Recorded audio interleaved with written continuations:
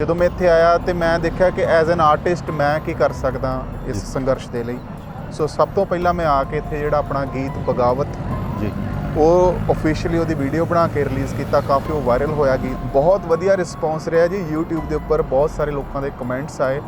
ਫਿਰ ਮੈਂ ਆਫੀਸ਼ੀਅਲੀ ਜਾ ਕੇ ਸਿੰਘੂ ਬਾਰਡਰ ਦੇ ਉੱਪਰ ਮੇਰੇ ਲੋਕਲ ਟਾਊਨ ਮਹਿਤਾ ਚੌਂਕ ਦੇ ਵਿਖੇ ਜਦੋਂ ਧਰਨਾ ਲੱਗਾ ਸੀਗਾ, ਫਿਰ ਹੋਰ ਵੀ ਜਿੱਥੇ ਕਿਤੇ ਕਿਸਾਨੀ ਧਰਨੇ ਲੱਗੇ ਰਹੇ, ਉੱਥੇ ਮੈਂ ਜਾ ਕੇ ਆਪਣੇ ਇਨਕਲਾਬੀ ਗੀਤਾਂ ਦੇ ਰਾਹੀਂ ਉੱਥੇ ਹਾਜ਼ਰੀਆਂ ਲਵਾਉਂਦਾ ਰਿਹਾ। ਜਦੋਂ ਲੋਕ ਉੱਥੇ ਬੈਠੇ ਸੀ ਤੇ ਬੜੀ ਚੜ੍ਹਦੀ ਕਲਾ 'ਚ ਸੀਗੇ ਤੇ ਬੜੀ ਪੋਜ਼ਿਟਿਵਿਟੀ ਲੈ ਕੇ ਲੋਕ ਜਿਹੜੇ ਉੱਥੇ ਭਾਵੇਂ ਵਾਪਸ ਵੀ ਆ ਗਏ ਨੇ, ਪਰ ਉਹਨਾਂ ਦੇ ਵਿੱਚ ਜਿਹੜੀ ਉਹ ਸਪਿਰਿਟ ਆ ਉਹ ਬੜੀ ਵਧੀਆ ਰਹੀ ਜੀ। ਜਿਸ ਤਰ੍ਹਾਂ ਕਿ ਪੰਜਾਬੀ ਕਲਾਕਾਰਾਂ ਨੂੰ ਭੰਡਿਆ ਜਾਂਦਾ ਸੀਗਾ, ਮੈਂ ਖੁਦ ਸਗੋਂ ਇਸ ਚੀਜ਼ ਨੂੰ ਲੈ ਕੇ ਬੜਾ ਚਿੰਤਤ ਸੀਗਾ ਕਿ ਅਸੀਂ ਕਿੱਧਰ ਜਾ ਰਹੇ ਹਾਂ, ਸਾਡੇ ਗੀਤਾਂ ਦੇ ਸਬਜੈਕਟ ਕਿੱਧਰ ਜਾ ਰਹੇ ਨੇ। ਕਿਉਂਕਿ ਕਲਾ ਗੀਤ ਇੱਕ ਇਹੋ ਜਿਹਾ ਸਰੋਤ ਨੇ ਜਿਹਦੇ ਥਰੂ ਤੁਸੀਂ ਆਪਣੀ ਗੱਲ ਜਿਹੜੀ ਲੋਕਾਂ ਤੱਕ ਬਹੁਤ ਸੌਖੇ ਤੇ ਸੋਹਣੇ ਤਰੀਕੇ ਨਾਲ ਪਹੁੰਚਾ ਸਕਦੇ ਜੀ।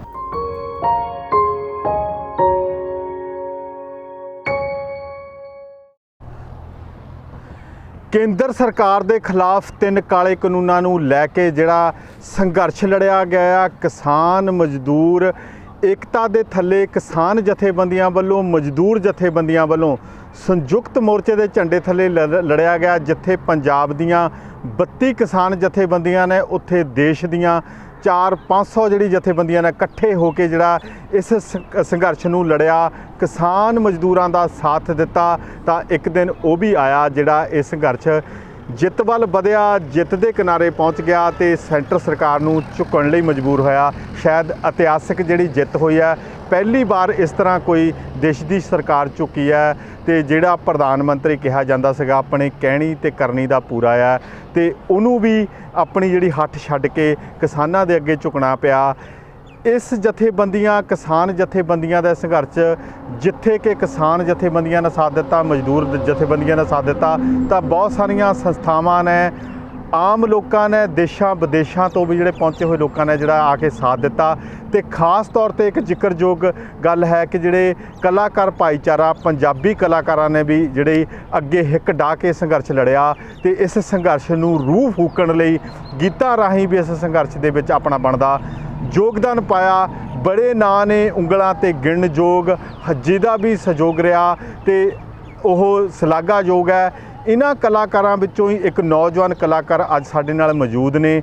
ਇਹਨਾਂ ਦੇ ਪਾਏ ਯੋਗਦਾਨ ਦੇ ਉੱਤੇ ਗੱਲ ਕਰਾਂਗੇ। ਮੇਰੀ ਮੁਰਾਦ ਹੈ ਅੰਗਰੇਜ਼ ਸਿੰਘ, ਜਿਹੜੇ ਦੁਬਈ ਤੋਂ ਚੱਲ ਕੇ ਸੰਘਰਸ਼ ਦੇ ਵਿੱਚ ਆਪਣਾ ਯੋਗਦਾਨ ਪਾਇਆ ਤੇ ਆਪਣੇ ਗੀਤਾਂ ਰਾਹੀਂ ਵੀ ਆਪ ਖੁਦ ਚੱਲ ਕੇ ਵੀ ਸਾਡੇ ਨਾਲ ਮੌਜੂਦ ਨੇ। ਅੰਗਰੇਜ਼ ਸਿੰਘ ਜੀ, ਪਹਿਲਾਂ ਤਾਂ ਆਪ ਦਾ ਬਹੁਤ ਬਹੁਤ ਧੰਨਵਾਦ ਜੀ।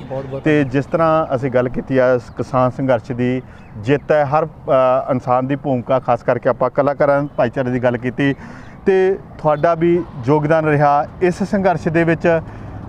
ਕਿਸ ਤਰ੍ਹਾਂ ਮਨ ਬਣਿਆ ਤੇ ਕਿੱਦਾਂ ਪਹੁੰਚੇ ਤੇ ਕੀ ਉਹਦੇ ਵਿੱਚ ਸਾਨੂੰ ਜਿਹੜਾ ਪਹੁੰਚਣ ਲਈ ਕਿਸ ਤਰ੍ਹਾਂ ਦਾ ਤੁਸੀਂ ਯੋਗਦਾਨ ਪਾਇਆ ਜੀ?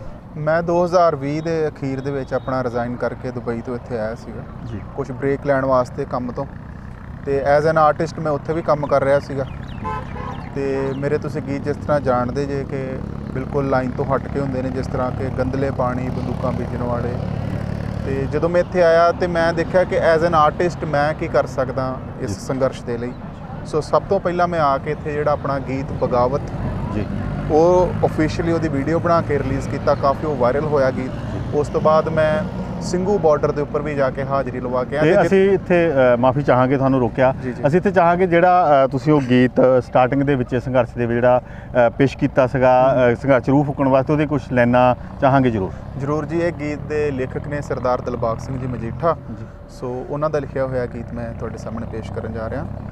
ਸਾਡਾ ਖੂਨ ਬਗਾਵਤ ਮੁੱਢ ਤੋਂ ਕਰਦਾ ਆਇਆ ਏ, ਅਸੀਂ ਆਦੀ ਨਹੀਂ ਆ ਹੁਕਮ ਮੰਨਣ ਦੇ ਗੈਰਾਂ ਦੇ।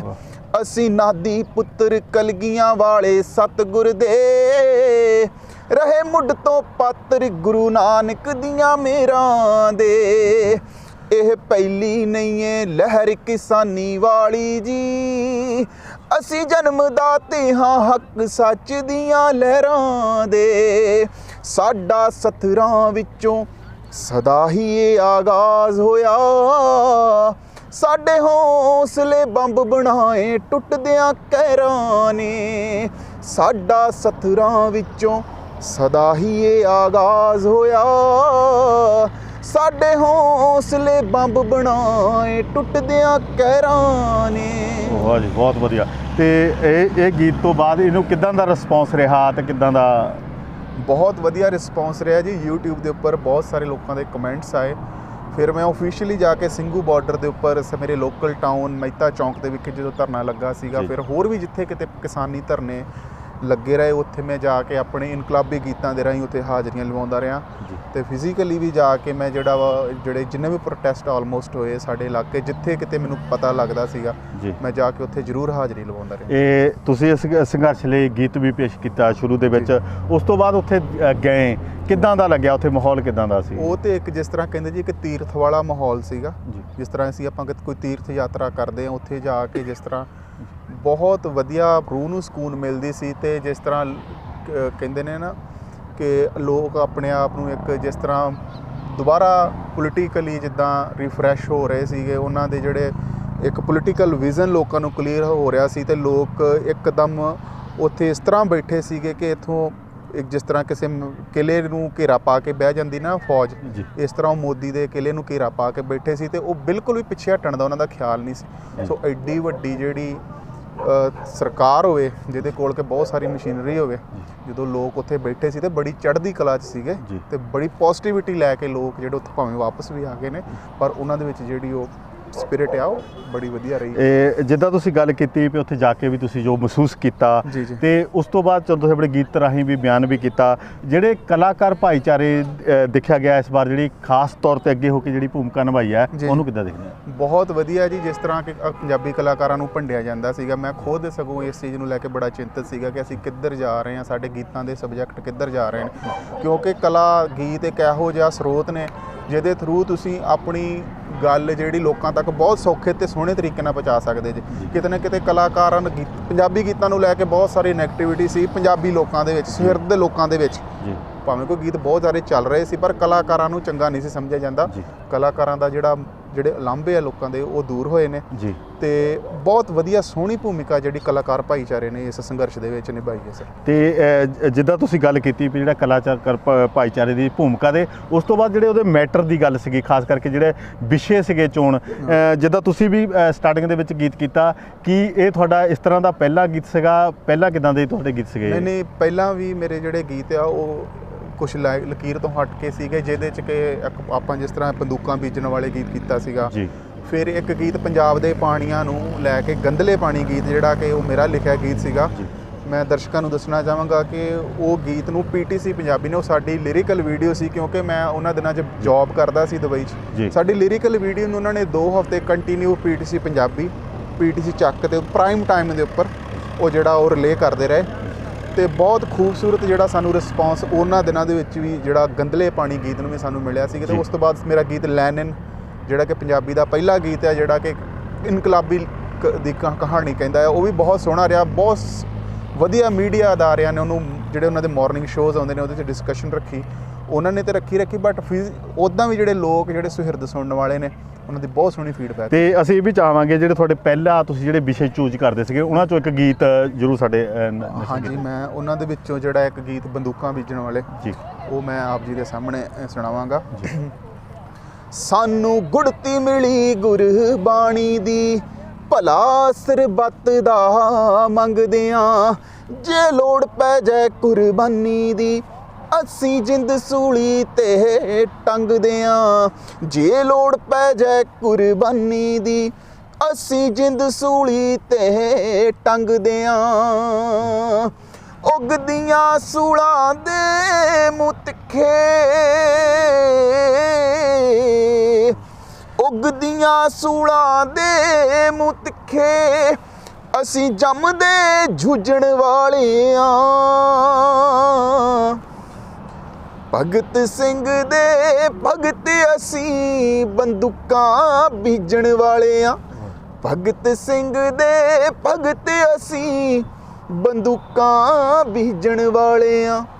ਬੰਦੂਕਾਂ ਬੀਜਣ ਵਾਲੇ ਆਂ, ਬੰਦੂਕਾਂ ਬੀਜਣ ਵਾਲੇ ਆਂ। ਇਹ ਜਿਸ ਤਰ੍ਹਾਂ ਤੁਸੀਂ ਇਹ ਦੱਸਿਆ ਗੀਤ, ਵੈਸੇ ਤਾਂ ਤੁਹਾਡਾ ਇਹ ਵੀ ਗੀਤ ਹੈ ਜਿਹੜਾ ਵੀ ਲੱਗਦਾ ਹੈ ਲਕੀਰ ਤੋਂ ਹਟ ਕੇ ਤੁਹਾਡੀ ਚੁਆਇਸ ਤੇ ਜਿਹੜਾ ਤੁਸੀਂ ਪਹਿਲਾਂ ਵੀ ਗੀਤ ਦਿਖਾਇਆ ਜੀ, ਜੀ।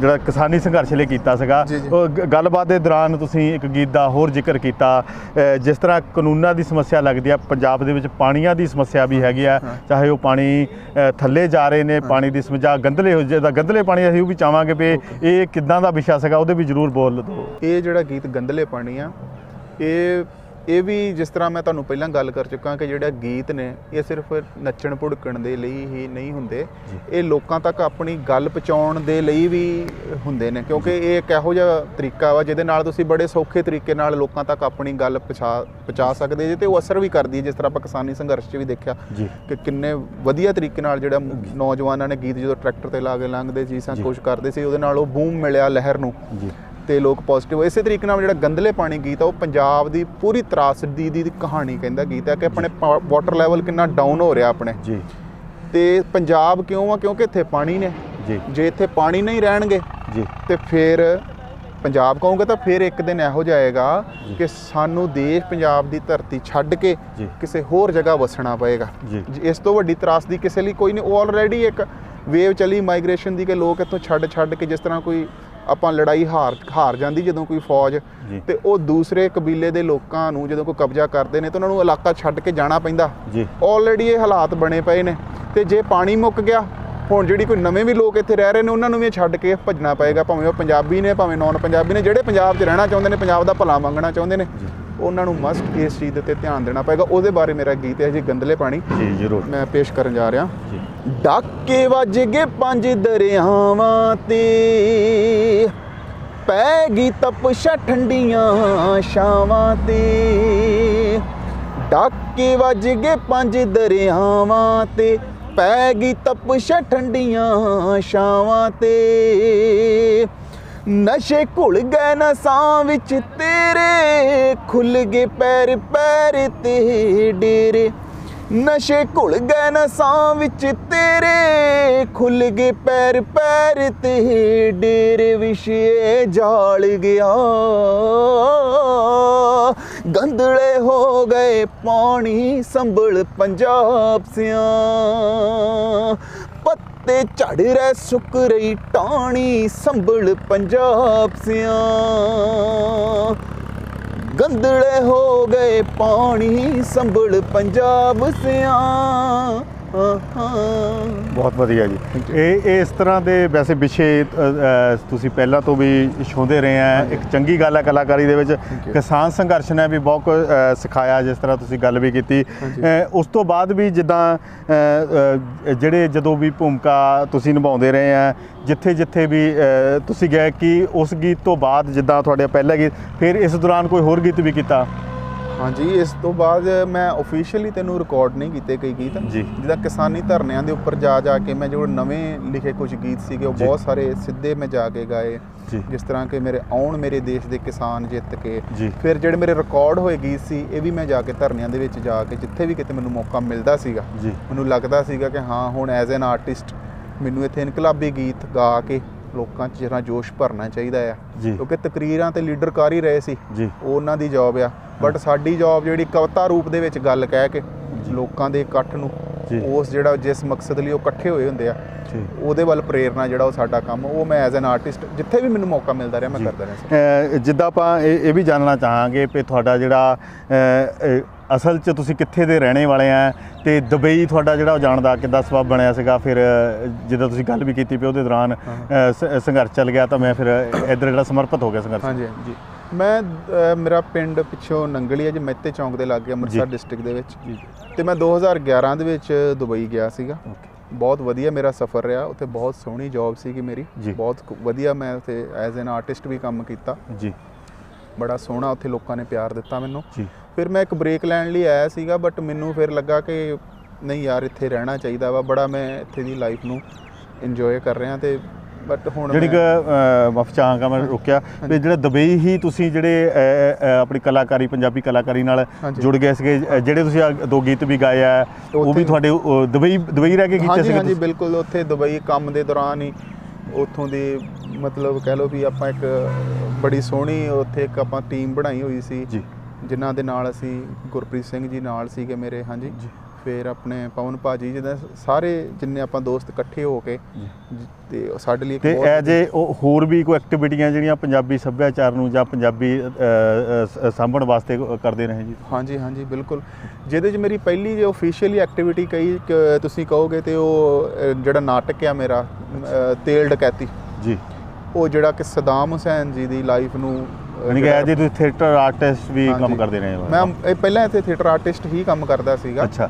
ਮੇਰਾ ਸ਼ੌਂਕ ਸੀਗਾ, ਮੈਂ ਸਕੂਲ ਤੋਂ ਹੀ ਥੀਏਟਰ ਸ਼ੁਰੂ ਕੀਤਾ ਸੀਗਾ। 4th ਕਲਾਸ 'ਚ ਮੈਂ ਪਹਿਲਾ ਡਰਾਮਾ ਖੇਡ ਲਿਆ ਸੀਗਾ। ਓਕੇ। ਫਿਰ ਮੈਂ 15 ਤੋਂ 20 ਦੇ ਕਰੀਬ ਪੰਜਾਬੀ ਦੇ ਨਾਟਕਾਂ 'ਚ ਐਜ਼ ਐਨ ਐਕਟਰ ਕੰਮ ਕੀਤਾ, ਜਿਨ੍ਹਾਂ ਦੇ ਵਿੱਚ ਕਿ ਪੰਜਾਬੀ ਦੇ ਬਹੁਤ ਹੀ ਨਾਮਵਰ ਨਾਟਕਕਾਰ ਸ਼੍ਰੀ ਕੇਵਲ ਧਾਰੀਵਾਲ ਜੀ, ਉਹਨਾਂ ਦੀ ਟੀਮ ਮੰਚ ਰੰਗਮੰਚ ਜੀ, ਉਸ ਨੂੰ ਵੀ ਜੁਆਇਨ ਕਰਕੇ ਮੈਂ ਕਾਫੀ ਵਧੀਆ ਨਾਟਕਾਂ 'ਚ ਕੰਮ ਕੀਤਾ। ਫਿਰ ਮੈਂ ਐਕਟਿੰਗ ਦੀ ਵਰਕਸ਼ਾਪਸ ਜਿਹੜੀ Thakur Singh art gallery Amritsar NSD national school of drama ਵੱਲੋਂ ਜਿਹੜੀ ਲਗਾਈ ਜਾਂਦੀ ਹੈ, ਉਹ ਵੀ ਅਟੈਂਡ ਕੀਤੀ।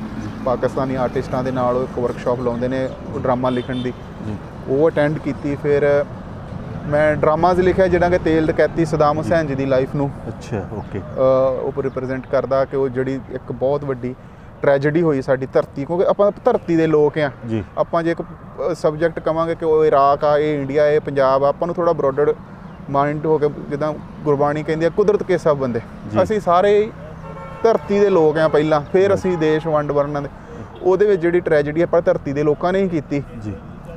ਤੇ ਉਹਦੇ ਬਾਰੇ ਮੇਰਾ ਜਿਹੜਾ ਨਾਟਕ ਆ ਤੇਲ ਡਕੈਤੀ, ਉਹ ਮੈਂ ਪਬਲਿਸ਼ ਕੀਤਾ।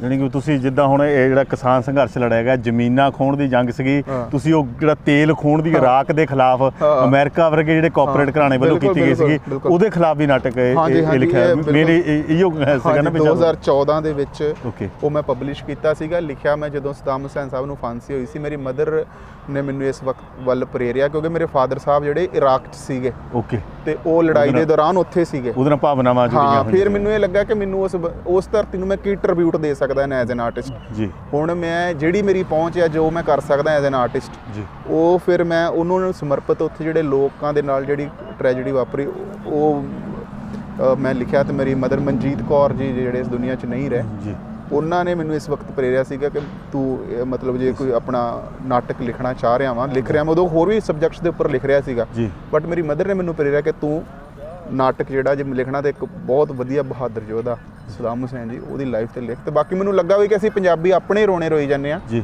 ਸਾਡੇ ਨਾਲ ਤੇ ਦੁਨੀਆ ਤਾਂ ਹੀ ਖੜੂਗੀ ਨਾ ਜੇ ਆਪਾਂ ਜੇ ਕਿਸੇ ਨਾਲ ਹੋਏ ਧੱਕੇ ਦੀ ਵੀ ਗੱਲ ਕਰਾਂਗੇ ਜੀ। ਜਦੋਂ ਉਹ ਮੈਂ ਕੀਤਾ ਤੇ ਫਿਰ ਜਦੋਂ ਲੋਕ ਉਹਨੂੰ ਪੜ੍ਹਦੇ ਨੇ ਜਾਂ ਕਿਸੇ ਨੂੰ ਮੈਂ ਦੱਸਦਾ ਆ ਤੇ ਉਹ ਵਧੀਆ ਫੀਲ ਕਰਦੇ ਨੇ। ਪੰਜਾਬੀ ਭਾਸ਼ਾ ਦਾ ਸਤਿਕਾਰ ਵੱਧਦਾ। ਅਰਬੀ ਲੋਕ ਜਿਹੜੇ ਇਰਾਕੀ ਨੇ ਉਹਨਾਂ ਨੂੰ ਵੀ ਅਜੇ ਤੱਕ ਇਹ ਵੀ ਗੱਲ ਹੈ ਕਿ ਕੋਈ ਕਿਸੇ ਨੇ ਉਹ ਹਾਂ ਦਾ ਨਾਰਾ ਨਹੀਂ ਮਾਰਿਆ ਉਹਦੇ ਹੱਕ 'ਚ। ਤੁਸੀਂ ਜਦੋਂ ਇਸ ਵਿਸ਼ੇ ਤੇ ਲਿਖਿਆ ਤੇਲ ਡਕੈਤੀ, ਵੈਸੇ ਤੁਹਾਡਾ ਵਿਸ਼ਾ ਹੀ ਨਾਂ ਤੋਂ ਸੁਣ ਕੇ ਲੱਗਦਾ, ਤੇ ਉਸ ਤੋਂ ਬਾਅਦ ਕਹਿ ਲਓ ਵੀ ਤੁਸੀਂ ਸਦਾਮ ਹੁਸੈਨ ਤੇ ਲਿਖਿਆ, ਜਿਹਨੂੰ ਕਿਹਾ ਜਾਂਦਾ ਵੀ ਉਹ ਵੀ ਕੋਆਪਰੇਟ ਲੁੱਟ ਸੀਗੀ ਤੇਲ ਤੇ ਕਬਜ਼ਾ ਕਰਨੇ ਦੀ, ਤੇ ਉਸ ਤੋਂ ਬਾਅਦ ਤੁਸੀਂ 2014 'ਚ ਇਹ ਗੱਲ ਨੂੰ ਲਿਖ ਚੁੱਕੇ ਸੀਗੇ, ਤੇ ਫਿਰ ਉਹਦਾ ਕਿੱਦਾਂ ਦਾ ਰਿਸਪੌਂਸ ਮਿਲਿਆ ਲੋਕਾਂ ਦੇ ਵਿੱਚ, ਕਿੱਦਾਂ ਦੇ ਜਹਨ ਦੇ ਵਿੱਚ? ਵਧੀਆ। ਜਿਸ ਤਰ੍ਹਾਂ ਦੇਖੀਏ ਜੇ ਤਾਂ ਆਪਾਂ ਰਿਸਪੌਂਸ ਨੂੰ ਜੇ ਆਪਾਂ ਕੈਲਕੂਲੇਟ ਕਰਾਂਗੇ ਨੰਬਰਿੰਗ ਵਾਈਜ਼ ਵੀ ਮੈਨੂੰ ਬਹੁਤ ਸਾਰੇ ਲੋਕ ਫੋਲੋ ਕਰ ਰਹੇ ਨੰਬਰਿੰਗ ਤੇ ਤਾਂ ਨਹੀਂ ਕਹਿ ਸਕਦੇ, ਬਟ ਜੇ ਆਪਾਂ ਘਿਓ ਦੀ ਕਹਿੰਦੇ ਨਾ, ਜਿੱਦਾਂ ਢਿੱਲੋਂ ਸਾਹਿਬ ਮੇਰੇ ਬੜੇ ਵਧੀਆ ਦੋਸਤ ਨੇ ਕਹਿੰਦੇ ਹੁੰਦੇ ਨੇ ਵੀ ਸੋਨਾ ਕਦੀ ਕੁਆਂਟਲਾਂ 'ਚ ਨਹੀਂ ਵਿਕਦਾ ਜੀ। ਸੋ ਉਹ ਮੇਰੀ ਬੁੱਕ ਵੀ ਜਿੱਦਾਂ ਵਿਕੀ, ਮਤਲਬ ਮੈਂ ਉਹਨੂੰ ਕੋਈ ਉਹ ਪੈਸੇ ਕਮਾਉਣ ਲਈ ਤਾਂ ਨਹੀਂ ਸੀ ਕੀਤਾ, ਬਟ ਹਾਂ ਜਿੱਦਾਂ ਪੰਜਾਬੀ ਯੂਨੀਵਰਸਿਟੀ ਦੇ ਵਿੱਚੋਂ ਮੈਨੂੰ ਇੱਕ ਸਟੂਡੈਂਟ ਨੇ ਜਿਸ ਤਰ੍ਹਾਂ ਈਮੇਲ ਕੀਤੀ ਕਿ ਉਹ ਮੇਰੇ ਨਾਟਕਾਂ ਦੇ ਉੱਪਰ, ਹਰਪ੍ਰੀਤ ਕੌਰ ਇੱਕ ਹੈਗੀ ਆ, ਉਹ ਸਟੂਡੈਂਟ ਸੀਗੀ, ਡਰਾਮਾ ਦੇ ਉੱਪਰ PhD ਕਰ ਰਹੀ ਸੀਗੀ, ਉਹਨੇ ਥੀਸਿਸ ਵਗੈਰਾ ਮੇਰੇ ਡਰਾਮਾ ਦੇ ਉੱਪਰ ਲਿਖੇ। ਤੇ ਫਿਰ ਕਾਫੀ ਮੇਰੇ ਡਰਾਮਾ ਪੜ੍ਹਨ ਤੋਂ ਬਾਅਦ ਮੈਨੂੰ ਫਿਰ 2 ਫਿਲਮਾਂ ਵੀ ਮਿਲੀਆਂ ਜਿਹੜੀਆਂ ਮੈਂ ਐਜ਼ ਐਨ ਰਾਈਟਰ ਕੀਤੀਆਂ, ਜਿਹਦੇ 'ਚ ਇੱਕ ਮੁਕਤੀ ਆ, ਫਿਰ ਖਾਮੋਸ਼ ਪੰਜੇਬ, ਉਹਦੀ ਕਹਾਣੀ ਦੇ ਡਾਇਲੋਗ ਸਕਰੀਨ ਪਲੇ ਜਿਹੜੇ ਉਹ ਮੈਨੂੰ ਲਿਖਣ ਦਾ ਮੌਕਾ ਮਿਲਿਆ। ਇਹਦੇ ਥਰੂ ਜੇ ਮੈਂ ਕਹਾਂ ਮੈਨੂੰ ਕੰਮ ਵੀ ਮਿਲਿਆ ਜੀ, ਕਹਿੰਦੇ ਨਾਲੇ ਪੁੰਨ ਨਾਲੇ ਫਲੀਆਂ ਜੀ। ਤੇ ਬਟ ਮੇਰਾ ਇੱਦਾਂ ਦਾ ਕੋਈ ਟਾਰਗੇਟ ਨਹੀਂ ਸੀਗਾ, ਬਟ ਉਸ ਡਰਾਮਾ ਦੇ ਥਰੂ ਫਿਰ ਮੈਨੂੰ ਕੰਮ ਮਿਲਣਾ ਵੀ ਸ਼ੁਰੂ ਹੋ ਗਿਆ। ਹੁਣ 1-2 ਹੋਰ ਮੂਵੀਜ਼ ਨੂੰ ਮੈਂ ਡਿਸਕਲੋਜ਼ ਨਹੀਂ ਕਰ ਸਕਦਾ ਐਜ਼ ਐਨ ਰਾਈਟਰ ਜੀ, ਉਹ ਵੀ ਮੈਂ ਕੰਮ ਕਰ ਰਿਹਾ ਜਲਦੀ ਹੀ ਉਹਦੇ ਬਾਰੇ।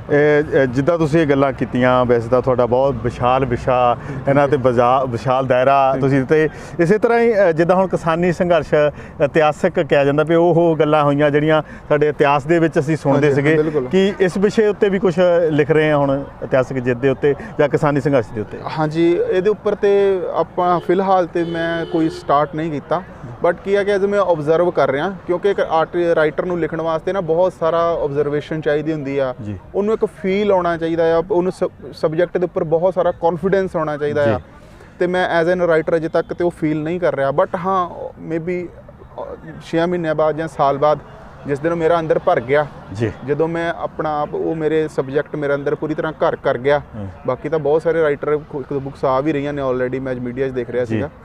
ਤੇ ਸੂਨ ਮੈਂ ਕੋਈ ਡਰਾਮਾ ਜਾਂ ਫਿਲਮ ਤੇ ਜਾਂ ਮੇਬੀ ਗੀਤ ਜਾਂ ਕੋਈ ਆਰਟੀਕਲ ਦੇ ਥਰੂ ਜੋ ਮੈਂ ਐਨਾਲਾਈਜ਼ ਕਰਦਾ, ਜੋ ਮੈਂ ਮਹਿਸੂਸ ਕਰਦਾ ਵਾਂ ਇਸ ਕਿਸਾਨੀ ਸੰਘਰਸ਼ ਦੇ ਬਾਰੇ ਮੈਂ ਜ਼ਰੂਰ ਦੱਸਾਂਗਾ। ਇਹ ਸੰਘਰਸ਼ ਨੂੰ ਲੈ ਕੇ ਜਾਂ ਜਿੱਦਾਂ ਤੁਸੀਂ ਗੰਦਲੇ ਪਾਣੀ ਦੀ ਗੱਲ ਕੀਤੀ ਹੈ, ਤੇਲ ਡਕੈਤੀ ਦੀ ਗੱਲ ਕੀਤੀ ਹੈ, ਵੈਸੇ ਤਾਂ ਤੁਹਾਡੇ ਵਿਸ਼ੇ ਸੁਣ ਕੇ ਹੀ ਸਾਨੂੰ ਲੱਗਦਾ ਕੋਈ ਇਹਨਾਂ ਵਿਸ਼ਾਲ ਦਾਇਰੇ ਦੇ ਵਿੱਚ ਤੁਸੀਂ ਜਾ ਰਹੇ ਆ।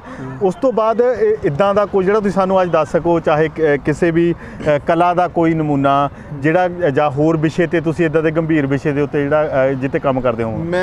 ਮੇਰੀ ਇੱਕ ਆਦਤ ਆ ਜੀ, ਮੈਂ ਤੁਹਾਨੂੰ ਦੱਸਦਾ ਹਾਂ ਜੀ ਕਿ ਮੈਂ ਜਿਸ ਵੀ ਸਬਜੈਕਟ ਦੇ ਬਾਰੇ ਲਿਖਣਾ ਹੁੰਦਾ ਆ ਜੀ, ਮੈਂ ਉਹ ਲਿਖ ਲੈਣਾ। ਜਾਂ ਮੈਂ ਕੋਈ ਕੰਮ ਕਰਨਾ ਹੁੰਦਾ, ਫੋਰ ਐਗਜ਼ਾਮਪਲ ਮੈਂ 2019 ਦੇ ਵਿੱਚ ਜੌਬ ਛੱਡਣੀ ਸੀਗੀ, ਜਾਂ ਮੈਂ ਪਲਾਨ ਉਹ ਪਹਿਲਾਂ ਕੀਤਾ ਸੀਗਾ, ਮੈਂ ਇਹਨੂੰ ਲਿਖ ਲਿਆ ਕਿ ਮੈਂ 2019 ਦੇ ਵਿੱਚ ਇਹਨੂੰ ਰਿਜ਼ਾਈਨ ਕਰਕੇ ਘਰ ਜਾਣਾ ਜੀ। ਉਹ ਮੈਂ ਲਿਖ ਕੇ ਪਰਸ ਦੇ ਵਿੱਚ ਪਾ ਲੈਂਦਾ ਸੀ। ਓਕੇ, ਹੁਣ ਮੈਂ ਜੋ ਮੇਰੀਆਂ ਪਰਚੀਆਂ ਨੇ ਮੇਰੇ ਪਰਸ ਦੇ ਵਿੱਚ, ਉਹ ਪਰਸ ਦੇ ਵਿੱਚ ਮੈਂ ਹੁਣ ਲਿਖ ਕੇ ਰੱਖਿਆ। ਇੱਕ ਤਾਂ ਮੈਂ ਨਾਟਕ ਲਿਖ ਰਿਹਾ ਜੀ, ਬੇਅਦਬੀ। ਓਕੇ, ਬੇਅਦਬੀ ਕਾਂਡ ਇਹ ਜਦੋਂ ਸ਼ੁਰੂ 'ਚ ਹੋਏ ਸੀ ਬਰਗਾੜੀ ਕਾਂਡ, ਉਦੋਂ ਤੋਂ ਹੀ ਮੈਂ ਲਿਖ ਕੇ ਰੱਖਿਆ ਸੀਗਾ ਕਿ ਮੈਂ ਇੱਕ ਪਲੇ ਜਿਹੜਾ ਇੱਕ ਨਾਟਕ ਜਾਂ ਸਬਜੈਕਟ ਇੱਕ ਦਿਖਾ ਲੈਣਾ ਕਿ ਬੇਅਦਬੀ ਦੇ ਉੱਪਰ। ਉਹ ਮੈਂ ਜਿਸ ਤੱਕ ਜਿਹੜਾ ਕਹਿ ਲਓ ਵੀ ਮੈਂ ਫੁੱਲ ਕੌਨਫੀਡੈਂਸ, ਹਾਲੇ ਅੱਧਾ ਨਾਟਕ ਕੰਪਲੀਟ ਕਰ ਚੁੱਕਾ ਮੈਂ, ਉਹਨੂੰ ਵੀ ਮੈਂ ਪਬਲਿਸ਼ ਵੀ ਕਰਾਂਗਾ, ਖੇਡਾਂਗੇ ਵੀ। ਜਿਹੜੀ ਗੁਰੂ ਸਾਹਿਬ ਦੀ ਬੇਅਦਬੀ ਵਰਗੀ ਜਿਹੜਾ ਘੋਰ ਪਾਪ ਅੱਜ ਹੋ ਰਿਹਾ ਵਾ, ਉਸ ਦੇ ਬਾਰੇ 'ਚ ਮੇਰੀ ਕਲਾ ਦੀ ਅੱਖ ਤੋਂ ਆਪਾਂ ਕਿਸ ਤਰੀਕੇ ਦੇ ਨਾਲ ਉਹਨੂੰ ਸਿੱਖ ਮਹਿਸੂਸ ਕਰਦੇ ਨੇ, ਜਾਂ ਉਹਨੂੰ ਆਪਾਂ ਕਿਸ ਤਰੀਕੇ ਦੇ ਨਾਲ ਉਹ ਕੀ ਕਹਾਣੀ ਕਹੂਗੀ ਜਾਂ ਉਹ ਘਟਨਾ ਕੀ ਹੋਊਗੀ ਨਾਟਕ ਦੇ ਵਿੱਚ, ਉਹ ਤੇ ਜਦੋਂ ਨਾਟਕ ਪੜ੍ਹੋਗੇ ਜਾਂ ਦੇਖੋਗੇ ਤੁਸੀਂ। ਮੈਂ ਬੇਅਦਬੀ ਦੇ ਸਬਜੈਕਟ ਦੇ ਉੱਪਰ ਮੇਰਾ ਜਿਹੜਾ ਬਹੁਤ ਜ਼ਿਆਦਾ ਤੀਬਰ ਇੱਛਾ ਵਾ ਕਿ ਮੈਂ ਇਹਦੇ ਉੱਪਰ ਜਲਦੀ ਤੋਂ ਜਲਦੀ ਨਾਟਕ। ਬੜਾ ਗੰਭੀਰ ਇਹ ਵਿਸ਼ਾ ਹੈਗਾ ਹੈ ਤੇ ਕਹਿ ਲਓ ਵੀ ਇਸ ਵੇਲੇ ਬੜੀ ਸਮੱਸਿਆ ਹੈਗੇ ਭਾਵਨਾਵਾਂ ਦੇ ਨਾਲ ਜਿਹੜਾ ਜੁੜਿਆ ਹੋਇਆ ਮੁੱਦਾ, ਤੇ ਮੇਰੀ ਵੀ ਉਤਸੁਕਤਾ ਵੱਧ ਗਈ। ਅਸੀਂ ਇਸ ਵਿਸ਼ੇ ਤੇ ਤੁਹਾਡੇ ਤੋਂ ਜ਼ਰੂਰ ਜਾਣਨਾ ਚਾਹਾਂਗੇ ਕਿ ਜੇ ਜਿੰਨਾ ਕੁ ਸਾਨੂੰ ਤੁਸੀਂ ਦੱਸ ਸਕੋ ਸਾਡੇ ਦਰਸ਼ਕਾਂ ਨੂੰ, ਤਾਂ ਕਿਉਂਕਿ ਇਸ ਵਿਸ਼ਾ ਇੱਦਾਂ ਦੀਆਂ ਜਿਹੜੀਆਂ ਘਟਨਾਵਾਂ ਕਿਉਂ ਹੁੰਦੀਆਂ ਨੇ, ਕੀ ਹੈਗਾ, ਤਾਂ ਜੋ ਜਿਹੜਾ ਲੋਕਾਂ ਦੇ ਵਿੱਚ ਗੁੱਸਾ ਹੈ ਉਹਨੂੰ ਉਹ ਬੜੀ ਤੀਖਣ ਬੁੱਧੀ ਦੇ ਨਾਲ ਦੇਖ ਸਕਣ। ਬੇਅਦਬੀ ਦੀਆਂ ਜਿਹੜੀਆਂ ਘਟਨਾਵਾਂ ਨੇ ਇਹ ਕੋਈ ਚਾਨਚੱਕ ਨਹੀਂ ਵਾਪਰ ਜਾਂਦੀਆਂ, ਜਿਸ ਤਰ੍ਹਾਂ ਮੈਂ ਐਨਾਲਾਈਜ਼ ਇਹ ਬਿਲਕੁਲ ਪ੍ਰੀ ਪਲਾਨਡ ਹੁੰਦੀਆਂ ਨੇ ਜੀ। ਕਿ ਕਿਉਂਕਿ ਇਹ ਲੋਕ ਜਿਹੜੇ ਨੇ ਗੁਰੂ ਸਾਹਿਬ ਦੇ ਆਸ਼ੇ ਤੋਂ ਤੋੜਨਾ ਚਾਹੁੰਦੇ ਨੇ ਸਿੱਖਾਂ ਨੂੰ ਜੀ। ਇਹਨਾਂ ਦਾ ਮਕਸਦ ਜਿਹੜਾ ਆ ਉਹ ਗੁਰੂ ਸਾਹਿਬ ਦੀ ਬੇਅਦਬੀ ਕਰਕੇ ਸਿੱਖਾਂ ਦੀਆਂ ਭਾਵਨਾਵਾਂ ਨੂੰ ਭੜਕਾ ਕੇ, ਕਿਉਂਕਿ ਜੇ ਹੁਣ ਸਿੱਖ ਜਦੋਂ ਫਿਜ਼ੀਕਲੀ ਮਾਰ ਵੱਢ ਦਿੰਦੇ ਨੇ ਕਿਸੇ ਨੂੰ, ਇਹੋ ਜਿਹੇ ਦੁਸ਼ਟ ਨੂੰ, ਤੇ ਉਹ ਫਿਰ ਉਹਨਾਂ ਨੂੰ ਇੱਕ ਕਾਰਨ ਮਿਲਦਾ ਵਾ ਕਿ ਵੇਖੋ ਜੀ ਸਿੱਖ ਕਰੂੜ ਨੇ, ਸਿੱਖ ਇਦਾਂ ਨੇ, ਆਪਾਂ ਤੇ ਉਹ ਕਰ ਜਾਂਦੇ ਆ। ਇਹਨਾਂ ਦਾ ਮਕਸਦ ਇਹ ਹੋ ਕਿ ਸਿੱਖਾਂ ਨੂੰ ਭੜਕਾ ਕੇ, ਸਿੱਖਾਂ ਨੂੰ ਇਦਾਂ ਕਰਕੇ, ਤੇ ਜਿਹੜਾ ਉਹਨਾਂ ਦੀ ਇੱਕ ਤੇ ਜਿਸ ਤਰ੍ਹਾਂ ਸੇਵਾ ਦੇ ਨਾਲ ਸਾਡੀ ਇਮੇਜ ਵੇਖੋ ਕਿੱਥੇ ਤੱਕ ਪਹੁੰਚੀ ਆ। ਪਰ ਜਦੋਂ ਇਦਾਂ ਦੀ ਘਟਨਾ ਹੁੰਦੀ ਆ, ਬਿਲਕੁਲ ਜਾਇਜ਼ ਗੱਲ ਆ ਕਿ ਜਿਹੜਾ ਬੰਦਾ ਇਸ ਤਰ੍ਹਾਂ ਕਰਦਾ, ਹੁਣ ਤੇ ਬਿਲਕੁਲ ਹੋ ਵੀ ਚੁੱਕਾ ਆ ਇਹ।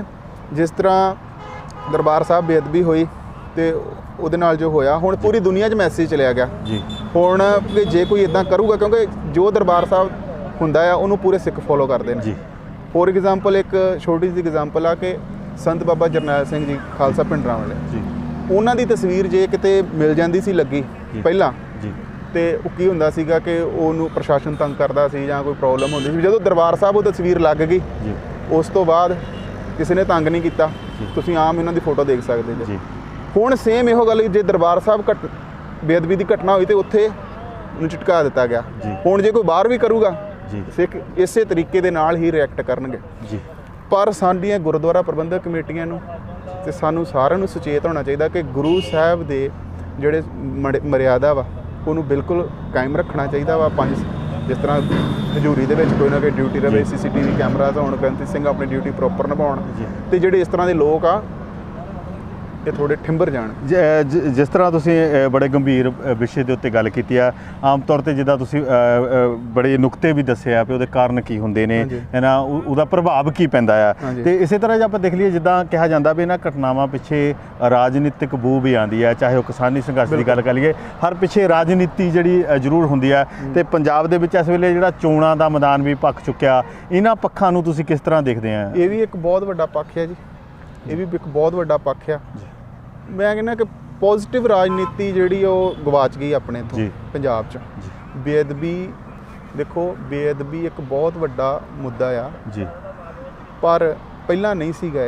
ਇਸ ਵਕਤ ਬਣਾਇਆ ਗਿਆ ਕਿਉਂਕਿ ਲੋਕਾਂ ਦਾ ਹੋਰ ਜਿਹੜੇ ਇਸ਼ੂਜ਼ ਨੇ ਉਹਨਾਂ ਤੋਂ ਖਿਆਲ ਹਟ ਸਕੇ, ਜੀ ਉਹਦੇ ਵੱਲ ਲੋਕਾਂ ਦਾ ਧਿਆਨ ਨਾ ਜਾਵੇ। ਜੀ ਪਰ ਇਹ ਸਰਕਾਰਾਂ ਨੂੰ ਇੱਕ ਮੈਂ ਇੱਥੇ ਕਹਿ ਲਓ ਕਿ ਚੇਤਾਵਨੀ ਦੇਣਾ ਚਾਹੁੰਦਾ ਜਾਂ ਇਨਫੋਰਮੇਸ਼ਨ ਦੇਣੀ ਚਾਹੁੰਦਾ ਕਿ ਗੁਰੂ ਨਾਲ ਜਿੰਨੇ ਮੱਥਾ ਲਾਇਆ ਉਹਦਾ ਕੁਝ ਨਹੀਂ ਰਿਹਾ। ਤੁਸੀਂ ਹਿਸਟਰੀ ਪੜ੍ਹ ਕੇ ਦੇਖ ਲਓ। ਜੀ ਰੱਬ ਕੋਲੋਂ ਡਰੋ, ਅਕਾਲ ਪੁਰਖ ਵਾਹਿਗੁਰੂ ਕੋਲੋਂ ਡਰੋ, ਉਹਦੀ ਸ਼ਕਤੀ ਦੇ ਕੋਲੋਂ ਡਰੋ। ਜੀ ਜੇ ਕੋਈ ਬੰਦਾ ਟੇਬਲ ਤੇ ਬੈਠ ਕੇ ਇਸ ਤਰ੍ਹਾਂ ਦੀ ਪਲੈਨਿੰਗ ਕਰਦਾ ਬੇਅਦਬੀ ਵਰਗੇ ਘੋਰ ਪਾਪ, ਤੇ ਯਾਦ ਰੱਖੇ ਜੇ ਉਹ ਕੈਮਰੇ ਤੇ ਦੇਖ ਵੀ ਰਿਹਾ, ਬੇਸ਼ੱਕ ਉਹ ਦੁਨੀਆ ਦੀ ਮਾਰ ਤੋਂ ਬਚ ਜਾਊਗਾ, ਚਲਾਕ ਹੋਊਗਾ, ਉਹ ਬੜਾ ਵੱਡਾ ਇੰਟੈਲੀਜੈਂਟ ਆਫੀਸਰ ਹੋਊਗਾ ਜਾਂ ਕੁਝ ਵੀ ਹੋਊਗਾ ਉਹ, ਜੀ ਪਰ ਗੁਰੂ ਦੀ ਮਾਰ ਤੋਂ ਨਹੀਂ ਬਚ ਸਕਦਾ। ਜੀ ਉਹਨੂੰ ਉਸ ਦਾ ਨਤੀਜਾ ਭੁਗਤਣਾ ਹੀ ਪਏਗਾ, ਇੱਥੇ ਦੁਨੀਆ 'ਚ ਵੀ, ਤੇ ਨਾ ਉਹਨੂੰ ਉੱਥੇ ਢੋਈ ਮਿਲਣੀ ਨਾ ਉਹਨੂੰ ਇੱਥੇ। ਇਸ ਕਰਕੇ ਬੇਅਦਬੀ ਵਰਗਾ ਪਾਪ ਜਿਹੜਾ ਆ ਉਹ ਸਰਕਾਰਾਂ ਦੀ ਤੇ ਜ਼ਿੰਮੇਵਾਰੀ ਹੈਗੀ ਆ। ਜੀ ਆਪਣੀ ਗੁਰਦੁਆਰਾ ਪ੍ਰਬੰਧਕ ਕਮੇਟੀਆਂ ਨੂੰ ਵੀ ਚਾਹੀਦਾ ਕਿ ਆਪਾਂ ਵੱਧ ਤੋਂ ਵੱਧ ਜਿਹੜਾ ਜਿੱਦਾਂ ਤੁਸੀਂ ਇਹ ਗੱਲ ਕੀਤੀ ਹੈ ਵੀ ਕਿਸ ਤਰ੍ਹਾਂ ਇਹਦੇ ਜਿਹੜਾ ਲਾਅ ਆਫ ਨੇਚਰ ਕੰਮ ਕਰਦਾ, ਪਰਮਾਤਮਾ ਦੀ ਜਿਹੜੀ ਇੱਕ ਸ਼ਕਤੀ ਹੈ ਉਹ ਫਿਰ ਕਿੱਦਾਂ ਕੰਮ ਕਰਦੀ ਹੈ, ਉਹਦਾ ਇਨਸਾਫ ਫਿਰ ਕਿੱਦਾਂ ਹੁੰਦਾ ਹੈ, ਇਹ ਵੀ ਇੱਕ ਸੋਚਣ ਦਾ ਵਿਸ਼ਾ ਆ। ਪਰ ਅਸੀਂ ਜੇ ਆਪਾਂ ਦੁਨਿਆਵੀ ਤੌਰ ਤੇ ਗੱਲ ਕਰ ਲਈਏ, ਜਿੱਦਾਂ ਆਪਾਂ ਸ਼ੁਰੂ ਕੀਤਾ ਸੀਗਾ ਰਾਜਨੀਤਿਕ ਤੌਰ ਤੇ, ਵੀ ਲੋਕਾਂ ਨੂੰ ਕਿੱਦਾਂ ਸੁਚੇਤ ਰਹਿਣ ਦੀ ਲੋੜ ਹੈ ਇੱਦਾਂ ਦੀਆਂ ਘਟਨਾਵਾਂ ਤੇ, ਖਾਸ ਕਰਕੇ ਜਿਹੜਾ ਖੇਤੀ ਵਰਗਾ ਸਾਨੂੰ ਸੰਘਰਸ਼ ਲੜਨਾ ਪੈ ਰਿਹਾ, ਵੀ ਜਿਹੜੀ ਵੋਟ ਦੀ ਵਰਤੋਂ ਹੈ ਉਹ ਕਿੱਦਾਂ ਕਰਨੀ ਚਾਹੀਦੀ ਹੈ, ਇਹ ਵੀ ਜ਼ਰੂਰ ਅਸੀਂ ਚਾਹੁੰਦੇ ਹਾਂ ਵੀ ਲੋਕਾਂ ਨੂੰ ਵੀ ਕੁਛ ਨਾ ਕੁਛ ਇਹਦੇ ਬਾਰੇ ਜਿਹੜਾ ਗਾਈਡ ਕਰੋ। ਵੋਟ ਦੀ ਜਿਹੜੀ ਹੈਗੀ ਆ ਸ਼ਕਤੀ, ਕਿਉਂਕਿ ਇੱਕ ਤੇ ਸਾਡੀ ਜਿਹੜੀ ਕਹਿ ਲਓ ਵੀ ਵੋਟ ਜਿਹੜੀ ਆ ਆਪਣੀ ਰਾਜਨੀਤਿਕ ਪਾਰਟੀਆਂ ਨਾਲ ਪੱਕੀ ਤੌਰ ਤੇ ਜੁੜੀ ਹੋਈ ਹੈ। ਜੀ ਹੁਣ ਕਾਰਨ ਕੀ ਆ ਕਿ ਲੋਕ ਬਹੁਤ ਜ਼ਿਆਦਾ ਕਨਫਿਊਜ਼ ਨੇ ਇਸ ਟਾਈਮ। ਜੀ ਹੁਣ ਜੇ ਮੈਂ ਪਰਟੀਕੂਲਰ ਕਿਸੇ ਪਾਰਟੀ ਦਾ ਜਾਂ ਕਿ ਇੱਕ ਨਾਂ ਲੈਦਾ ਜਾਂ ਇੱਦਾਂ ਹੋਣੀ ਚਾਹੀਦੀ ਜਾਂ ਇੱਦਾਂ ਹੋਣੀ ਚਾਹੀਦੀ, ਮੇਰੇ ਖਿਆਲ ਦੇ ਨਾਲ ਉਹ ਵੀ ਜਾਇਜ਼ ਨਹੀਂ ਹੋਏਗਾ। ਬਟ ਸਾਨੂੰ ਇੰਨਾ ਕੁ ਸੁਚੇਤ ਹੋਣਾ ਪਏਗਾ ਪੋਲੀਟੀਕਲ ਪਾਰਟੀਆਂ ਪ੍ਰੋਪਰ ਤਰੀਕੇ ਨਾਲ ਕੰਮ ਕਰਨ। ਜੀ ਸਾਨੂੰ ਇੰਨੇ ਕੁ ਵਧੀਆ ਵੋਟਰ ਬਣਨਾ ਪਏਗਾ, ਕਿਉਂਕਿ ਜੇ ਅਸੀਂ ਵੋਟਰ ਬੈਸਟ ਹੋਵਾਂਗੇ ਤੇ ਬੈਸਟ ਸਰਕਾਰ ਚੁਣ ਕੇ ਆਏਗੀ। ਜੀ ਬਿਲਕੁਲ। ਤੇ ਸਾਨੂੰ ਬੈਸਟ ਵੋਟਰ ਅਸੀਂ ਕਿੱਦਾਂ ਬਣ ਸਕਦੇ ਹਾਂ ਕਿ ਅਸੀਂ ਆਪਣੀ ਵੋਟ ਦੀ ਕੀਮਤ ਨੂੰ ਸਮਝੀਏ, ਜੀ ਅਸੀਂ ਦੇਖੀਏ ਕਿ ਸਾਨੂੰ ਕੀ ਮਿਲ ਰਿਹਾ, ਜੀ ਕੀ ਦੇ ਰਿਹਾ ਜੀ। ਸਰਕਾਰ, ਤੇ ਸਰਕਾਰ ਕੋਲੋਂ ਸਰਕਾਰ ਵਾਲੇ ਕੰਮ ਲਈਏ, ਜੀ ਕੜਾਮ ਚੌਧਰੀਆਂ ਦੇ ਮਗਰ ਲੱਗ ਕੇ ਵੋਟ ਨਾ ਪਾਈਏ। ਬਣੇ। ਕਿਉਂਕਿ ਉੱਥੇ ਜੇ ਤੁਸੀਂ ਵੋਟ ਪਾਉਂਦੇ ਜੇ ਕੋਈ ਨਹੀਂ ਤੁਹਾਨੂੰ ਦੇਖ ਰਿਹਾ। ਜੀ ਠੀਕ ਹੈ ਜੀ, ਤੁਸੀਂ ਵੋਟ ਉੱਥੇ ਪਾਓ ਪਰਮਾਤਮਾ ਨੂੰ ਹਾਜ਼ਰ ਨਾਜ਼ਰ ਸਮਝ ਕੇ ਕਿ ਇਹ ਪੰਜਾਬ ਦੇ ਭਵਿੱਖ ਦਾ ਫੈਸਲਾ ਹੋਣ ਵਾਲਾ, ਤੁਹਾਡੀ ਨਸਲਾਂ ਦਾ ਭਵਿੱਖ ਫੈਸਲਾ ਹੋਣ ਵਾਲਾ ਵੋਟ ਦੇ ਥਰੂ ਉਹਨੂੰ ਵੋਟ ਪਾਓ ਜਿਹੜਾ ਪੰਜਾਬ ਦਾ ਭਲਾ ਕਰ। ਜਿੱਦਾਂ ਤੁਸੀਂ ਇਹ ਗੱਲ ਕੀਤੀ ਆ, ਤੁਹਾਡੇ ਬੜੇ ਵਿਚਾਰ ਜਿਹੜੇ ਅਨਮੁੱਲੇ ਹੈਗੇ। ਮੈਂ ਇੱਕ ਹੋਰ ਵਿਚਾਰ ਲੈਣ ਤੋਂ ਪਹਿਲਾਂ ਇੱਕ ਤੁਸੀਂ ਗੱਲਬਾਤ ਦੇ ਦੌਰਾਨ ਇੱਕ ਪਹਿਲਾਂ ਹੋਰ ਵਿਸ਼ਾ ਛੋਇਆ ਸੀਗਾ, ਜਿੱਦਾਂ ਵੈਸੇ ਤਾਂ ਤੁਸੀਂ ਵਿਸ਼ਾਲ ਤੇਲ ਡਕੈਤੀ ਦੀ ਗੱਲ ਕੀਤੀ, ਗੰਧਲੇ ਪਾਣੀਆਂ ਦੀ ਗੱਲ ਕੀਤੀ ਆ, ਭਗਤ ਸਿੰਘ ਦੀ ਫਿਲਾਸਫੀ ਦੀ ਤੁਸੀਂ ਗੱਲ ਕੀਤੀ ਆ, ਤੇ ਸਿੱਖ ਇਤਿਹਾਸ ਨੂੰ ਲੈ ਕੇ ਜਿਹੜੇ ਸੰਘਰਸ਼ ਦੇ ਵਿੱਚ ਕਿਸ ਤਰ੍ਹਾਂ ਅਸੀਂ ਸ਼ੁਰੂ ਤੋਂ ਕਰਦੇ ਰਹਿੰਦੇ ਆ, ਕੁੱਦਦੇ ਰਹਿੰਦੇ ਆ ਤਾਂ ਇਹ ਕਿਸਾਨੀ ਸੰਘਰਸ਼ ਦੀ ਗੱਲ ਹੋ ਜਾਵੇ। ਇਸ ਤਰ੍ਹਾਂ ਤੁਸੀਂ ਇੱਕ ਗੱਲ ਕੀਤੀ ਸੀਗੀ ਲੈਲਨ ਦੀ, ਕਿਉਂਕਿ ਜੇ ਦੇਖੀਏ ਇਸ ਕਿਸਾਨ ਸੰਘਰਸ਼ ਦੇ ਵਿੱਚ ਜਿੱਥੇ ਗੁਰੂ ਸਾਹਿਬ ਦੀ ਸਿੱਖ ਇਤਿਹਾਸ ਦੀ ਗੱਲ ਹੈ ਤੇ ਇੱਥੇ ਦੁਨੀਆ ਦੀਆਂ ਜਿਹੜੀਆਂ ਆਈਡੀਓਲੋਜੀਆਂ ਉਹ ਵੀ ਕੰਮ ਆਈਆਂ, ਤੇ ਇੱਕ ਆਈਡੀਓਲੋਜੀ ਜਿਹਨੂੰ ਕਮਿਊਨਿਜ਼ਮ ਕਹਿੰਦੇ ਆ, ਕਮਿਊਨਿਸਟ ਕਹਿੰਦੇ ਆ, ਜਾਂ ਲੈਲਨਵਾਦੀ ਆਪਾਂ ਕਹਿੰਦੇ, ਲੈਲਨ ਦੀ ਵੀ ਤੁਸੀਂ ਗੱਲ ਕੀਤੀ, ਅਸੀਂ ਚਾਹੁੰਦੇ ਉਹ ਵੀ ਜ਼ਰੂਰ ਤੁਸੀਂ ਨਸ਼ਰ ਕਰੋ। ਹਾਂਜੀ, ਲੈਨਿਨ ਇੱਕ ਮੇਰਾ ਬੜਾ ਸੋਹਣਾ ਮੇਰਾ ਪਿਆਰਾ ਗੀਤ ਆ ਜੀ, ਜਿਹੜਾ ਮੈਂ ਉਹ ਦੁਬਈ ਰਹਿੰਦੇ ਰਿਕਾਰਡ ਕੀਤਾ ਸੀਗਾ, ਅਜੀਤ ਸਿੰਘ ਗੋਬਿੰਦਗੜੀਆ ਦੀ ਲਿਖੀ ਹੋਈ ਕਲਮ ਆ ਜੀ। ਸੋ ਮੈਂ ਆਪ ਜੀ ਦੇ ਸਾਹਮਣੇ ਪੇਸ਼ ਕਰਨ ਜਾ ਰਿਹਾ। ਉੱਚੇ ਕਰਦਾ ਉਹ ਗੱਭਰੂ ਜਵਾਨ ਸੀ, ਦੇਖ ਦਸ਼ਾ ਦੇਸ਼ ਦੀ ਉਹ ਪਰੇਸ਼ਾਨ ਸੀ। ਉੱਚੇ ਕਰਦਾ ਉਹ ਗੱਭਰੂ ਜਵਾਨ ਸੀ, ਦੇਖ ਦਸ਼ਾ ਦੇਸ਼ ਦੀ ਉਹ ਪਰੇਸ਼ਾਨ ਸੀ। ਦਿਲ ਵਿੱਚ ਉੱਠਿਆ ਤੂਫਾਨ ਯੋਧੇ ਦੇ, ਡੂਢਾਈ ਵਾਲਾ ਜਜ਼ਬਾ ਹਰਵਾਨ ਸੀ। ਦਿਲ ਵਿੱਚ ਉੱਠਿਆ ਤੂਫਾਨ ਯੋਧੇ ਦੇ, ਡੂਢਾਈ ਵਾਲਾ ਜਜ਼ਬਾ ਹਰਵਾਨ ਸੀ। ਪਾਰਟੀ ਬਣਾ ਕੇ ਲਾਲ ਝੰਡਾ ਲਹਿਰਾ ਕੇ ਦਾ ਪੇਚ ਲੜਾਉਣਾ। ਉਹ ਲੈਨਿਨ ਤੋਂ ਸਿੱਖੋ ਕਿੱਦਾਂ ਗਦਰ ਮਚਾਉਣਾ, ਉਹ ਲੈਨਿਨ ਤੋਂ ਸਿੱਖੋ ਕਿੱਦਾਂ ਮੁਲਕ ਚਲਾਉਣਾ, ਉਹ ਲੈਨਿਨ ਤੋਂ ਸਿੱਖੋ ਕਿੱਦਾਂ ਗਦਰ ਮਚਾਉਣਾ, ਉਹ ਲੈਨਿਨ ਤੋਂ ਸਿੱਖੋ ਨਵਾਂ ਮੁਲਕ ਬਣਾਉਣਾ। ਵਾਹ ਜੀ ਵਾਹ, ਬਹੁਤ ਵਧੀਆ। ਤੇ ਹੁਣ ਅਸੀਂ ਜਿੱਦਾਂ ਤੁਸੀਂ ਗੱਲ ਕੀਤੀ ਆ, ਮੇਰੇ ਖਿਆਲ ਦੁਨੀਆ ਦੀਆਂ ਸਾਰੀਆਂ ਤੁਸੀਂ ਆਈਡੀਓਲੋਜੀਆਂ, ਦੁਨੀਆ ਦੇ ਮਹਾਨ ਲੋਕਾਂ ਦੇ ਵੀ ਵਿਸ਼ੇ ਜਿਹੜੇ ਛੋਏ ਆ। ਹੁਣ ਆਪਾਂ ਇੱਕ ਕਿਸਾਨੀ ਸੰਘਰਸ਼ ਤੇ ਵੀ ਗੱਲ ਕਰਦੇ ਹਾਂ ਵੀ ਜਿਸ ਤਰ੍ਹਾਂ ਤੁਸੀਂ ਦੇਖਿਆ ਵੀ ਜਿਹੜੀਆਂ ਜਥੇਬੰਦੀਆਂ ਵੱਖ-ਵੱਖ ਧਰਮਾਂ ਨਾਲ, ਫਿਰਕਿਆਂ ਨਾਲ, ਦੇਸ਼ ਦੀਆਂ ਜਿਹੜੀਆਂ ਜਥੇਬੰਦੀਆਂ, ਜਿੱਦਾਂ ਚਾਹੇ ਕਮਿਊਨਿਜ਼ਮ ਦੀ ਗੱਲ ਕਹਿ ਲਈਏ, ਸਿੱਖੀਜ਼ਮ ਦੀ ਗੱਲ ਕਹਿ ਲਈਏ, ਤੇ ਇੱਦਾਂ ਜਿਹੜੇ ਇਸ ਚੀਜ਼ ਨੂੰ ਤੁਸੀਂ ਕਿੱਦਾਂ ਦੇਖਦੇ ਆ ਜਦੋਂ ਲੋਕ ਇਕੱਠੇ ਹੋ ਕੇ ਲੜੇ ਆ? ਬਿਲਕੁਲ ਜੀ, ਜਦੋਂ ਇੱਕ ਆਈਡੀਓਲੋਜੀਜ਼ ਤੇ ਵੱਖ-ਵੱਖ ਹੋ ਸਕਦੀਆਂ, ਇੱਥੇ ਤੇ ਆਪਣੇ ਪਰਿਵਾਰ 'ਚ ਸਾਰੇ ਜੀਆਂ ਦੇ ਵਿਚਾਰ ਨਹੀਂ ਮਿਲਦੇ ਜੀ। ਤੁਸੀਂ ਕੋਈ ਵਿਖ ਵਿਚਾਰ ਦੇ ਆਪਾਂ ਚਾਰ ਇੱਥੇ ਖੜੇ ਚਾਹਾਂ ਦੇ, ਪਰ ਜਦੋਂ ਗੱਲ ਆਪਣੇ ਹੱਕ ਸੱਚ ਦੀ ਆ ਜਾਂਦੀ, ਜਿਹੜੀਆਂ ਸਰਕਾਰਾਂ ਨੇ ਉਹ ਤਾਂ ਸਾਨੂੰ ਵੰਡ ਕੇ ਹੀ ਰੱਖਣਾ ਚਾਹੁੰਦੀਆਂ ਨੇ, ਅਸੀਂ ਇਕੱਠੇ ਹੋਣਾ ਆਪਣੀ ਲੋੜ ਨੂੰ ਜੀ। ਇਹ ਮੈਂ ਬਹੁਤ ਜ਼ਿਆਦਾ ਵਧਾਈ ਦੇ ਪਾਤਰ ਕਹਾਂਗਾ ਇਹਨਾਂ ਨੂੰ, ਸੰਯੁਕਤ ਕਿਸਾਨ ਮੋਰਚਾ ਦੀ ਜਿਹੜੀ ਜਥੇਬੰਦੀ ਇਹਨਾਂ ਚਲਾਈ ਹੈ ਕਿ ਸਾਰਿਆਂ ਨੂੰ ਇਕੱਠੇ ਰੱਖਿਆ ਜੀ। ਤੇ ਸਾਨੂੰ ਸਾਰਿਆਂ ਨੂੰ ਇੱਕ ਬੜੀ ਵੱਡੀ ਸਿੱਖਿਆ ਵਾ ਕਿ ਆਪਾਂ ਕਿਸੇ ਵੀ ਆਈਡੀਓਲੋਜੀ ਨਾਲ ਸੰਬੰਧ ਰੱਖੀਏ, ਪਰ ਜਦੋਂ ਗੱਲ ਸਾਡੀ ਹੱਕ ਸੱਚ ਦੀ ਆ ਜਾਂਦੀ ਹੈ, ਸਾਡੀ ਜ਼ਮੀਰ ਦੀ ਆ ਜਾਂਦੀ ਹੈ, ਜਿਹੜੀ ਸਾਡੀ ਰੋਜੀ ਰੋਟੀ ਦੀ ਗੱਲ ਆ ਜਾਂਦੀ ਆ, ਜਾਂ ਸਾਡੇ ਪੰਜਾਬ ਦੇ ਐਡਮਿਨਿਸਟ੍ਰੇਸ਼ਨ ਜਾਂ ਕਿਸੇ ਵੀ ਪ੍ਰਕਾਰ ਦੀ ਹੁੰਦੀ, ਉਹ ਆਪਣੀ ਇੱਕ ਵੱਖਰੀ ਗੱਲ ਆ। ਪਰ ਜਦੋਂ ਇਦਾਂ ਦੀ ਗੱਲ ਆ ਜਾਂਦੀ ਸਾਨੂੰ ਸਾਰਿਆਂ ਨੂੰ ਇਕੱਠੇ ਹੋ ਕੇ ਲੜਨਾ ਚਾਹੀਦਾ। ਜਿੱਦਾਂ ਇਹ ਲੜਾਈ ਲੜੀ ਗਈ ਹੈ, ਇੱਕ ਉਦਾਹਰਨ ਸਾਡੇ ਸਾਹਮਣੇ ਫਰੈਸ਼ ਉਦਾਹਰਨ ਆ। ਪਹਿਲਾਂ ਵੀ ਇਦਾਂ ਸੀਗਾ, ਜਿੱਦਾਂ ਖਾਲਸਾ ਰਾਜ ਸੀ ਮਹਾਰਾਜਾ ਰਣਜੀਤ ਸਿੰਘ ਦਾ, ਉਹਦੇ ਵਿੱਚ ਆਪਣੇ ਗੋਰੇ ਆ ਕੇ ਵੀ ਜੌਬ ਕਰਦੇ ਸੀ, ਗੋਰਖੇ ਵੀ ਉਹਨਾਂ ਦੀ ਰੈਜੀਮੈਂਟ 'ਚ ਸੀਗੇ, ਸਾਰੀਆਂ ਜਾਤਾਂ ਹਿੰਦੂ ਮੁਸਲਮਾਨ, ਸਾਰੇ ਹਿੰਦੂ ਮੁਸਲਮਾਨਾਂ ਦੇ ਤੋਪ 'ਚ, ਤੇ ਕਿੱਥੋਂ ਕਾਬਲ ਕੰਧਾਰ ਤੱਕ ਆਪਾਂ ਫਤਿਹ ਕਰ ਲਿਆ ਸੀਗਾ।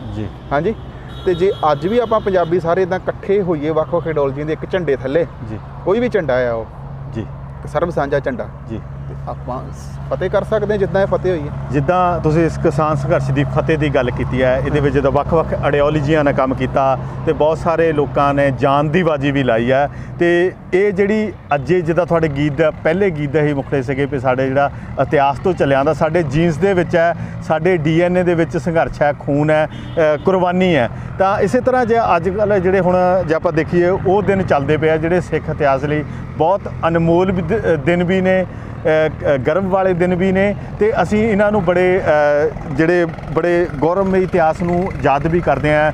ਚਾਹੇ ਆਪਾਂ ਗੁਰੂ ਤੇਗ ਬਹਾਦਰ ਸਾਹਿਬ ਦਾ 400 ਸਾਲਾ ਵੀ ਮਨਾ ਰਹੇ ਹਾਂ, ਤਾਂ ਉਹਨਾਂ ਦੇ ਅੱਗੇ ਗੁਰੂ ਗੋਬਿੰਦ ਸਿੰਘ ਜੀ ਦੇ ਪੂਰੇ ਪਰਿਵਾਰ ਦੇ ਜਿਹੜੇ ਇਹਨਾਂ ਦਿਨਾਂ ਦੇ ਵਿੱਚ ਉਹ ਸ਼ਹੀਦ ਹੋ ਜਾਂਦੇ ਆ, ਤੇ ਆਪਾਂ ਯਾਦ ਕਰਦੇ ਹਾਂ। ਕਿ ਹੁਣ ਮੇਰੀ ਇਹ ਹੈਗੀ, ਜਦੋਂ ਮੈਨੂੰ ਲੱਗਦਾ ਵੀ ਤੁਸੀਂ ਦੁਨੀਆ ਦੇ ਵਿਸ਼ੇ ਹੋਏ ਤਾਂ ਇਹਨਾਂ ਵਿਸ਼ਿਆਂ ਦੇ ਉੱਤੇ ਵੀ ਕੰਮ ਕੀਤਾ ਹੋਗਾ, ਇਹ ਵੀ ਅਸੀਂ ਜ਼ਰੂਰ ਚਾਹੁੰਦੇ ਹਾਂ ਵੀ ਇਸ ਵਿਸ਼ੇ ਉੱਤੇ ਜੇ ਤੁਹਾਡੀ ਕੋਈ ਨਜ਼ਮ ਹੈ ਤਾਂ ਜ਼ਰੂਰ ਅਸੀਂ ਚਾਹਾਂਗੇ। ਹਾਂਜੀ, ਜਿਹੜੇ ਛੋਟੇ ਸਾਹਿਬਜ਼ਾਦਿਆਂ ਦੇ ਬਾਰੇ 'ਚ ਭਾਜੀ ਦਿਲਬਾਗ ਸਿੰਘ ਜੀ ਮਜੀਠਾ ਜਿਹੜੇ CEO ਵੀ ਨੇ ਅਪਾਰ ਪ੍ਰੋਡਕਸ਼ਨ ਦੇ, ਸਾਡੀ ਮਿਊਜ਼ਿਕ ਕੰਪਨੀ ਦੇ ਜੀ, ਸੋ ਉਹਨਾਂ ਦਾ ਲਿਖਿਆ ਇੱਕ ਗੀਤ ਜਿਹੜਾ ਪੋਤੇ ਦਾਦੀ ਦੇ ਜੀ, ਜ਼ਰੂਰ ਜੀ, ਜਿਸ ਦਾ ਵੀਡੀਓ ਕਿ ਮੈਂ ਉਹ ਵੀ ਅੱਧਾ ਦੁਬਈ 'ਚ ਸ਼ੂਟ ਹੋਇਆ ਸੀ, ਅੱਧਾ USA ਸ਼ੂਟ ਹੋਇਆ ਸੀਗਾ ਜੀ, ਉਹਦੇ ਮੈਂ ਤੁਹਾਨੂੰ ਸੁਣਾ ਜੀ ਜ਼ਰੂਰ।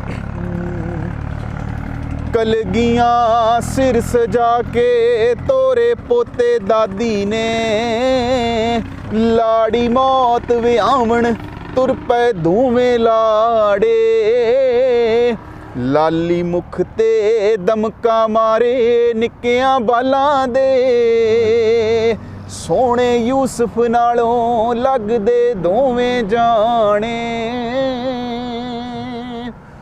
ਦੋਨਾਂ ਫਤਿਹ ਬੁਲਾਈ ਗੱਜ ਕੇ ਵਿੱਚ ਕਚਹਿਰੀ ਦੇ, ਚਿਣ ਦਿਓ ਵਿੱਚ ਨੀਹਾਂ ਦੇ ਸੂਬਾ ਕਰੇ ਇਸ਼ਾਰੇ, ਬਲਦੀ ਉੱਤੇ ਤੇਲ ਸੀ ਪਾਇਆ ਆਨੰਦ ਤੇ ਕਾਜੀ ਨੇ। ਬਹੁਤ ਵਧੀਆ ਜੀ।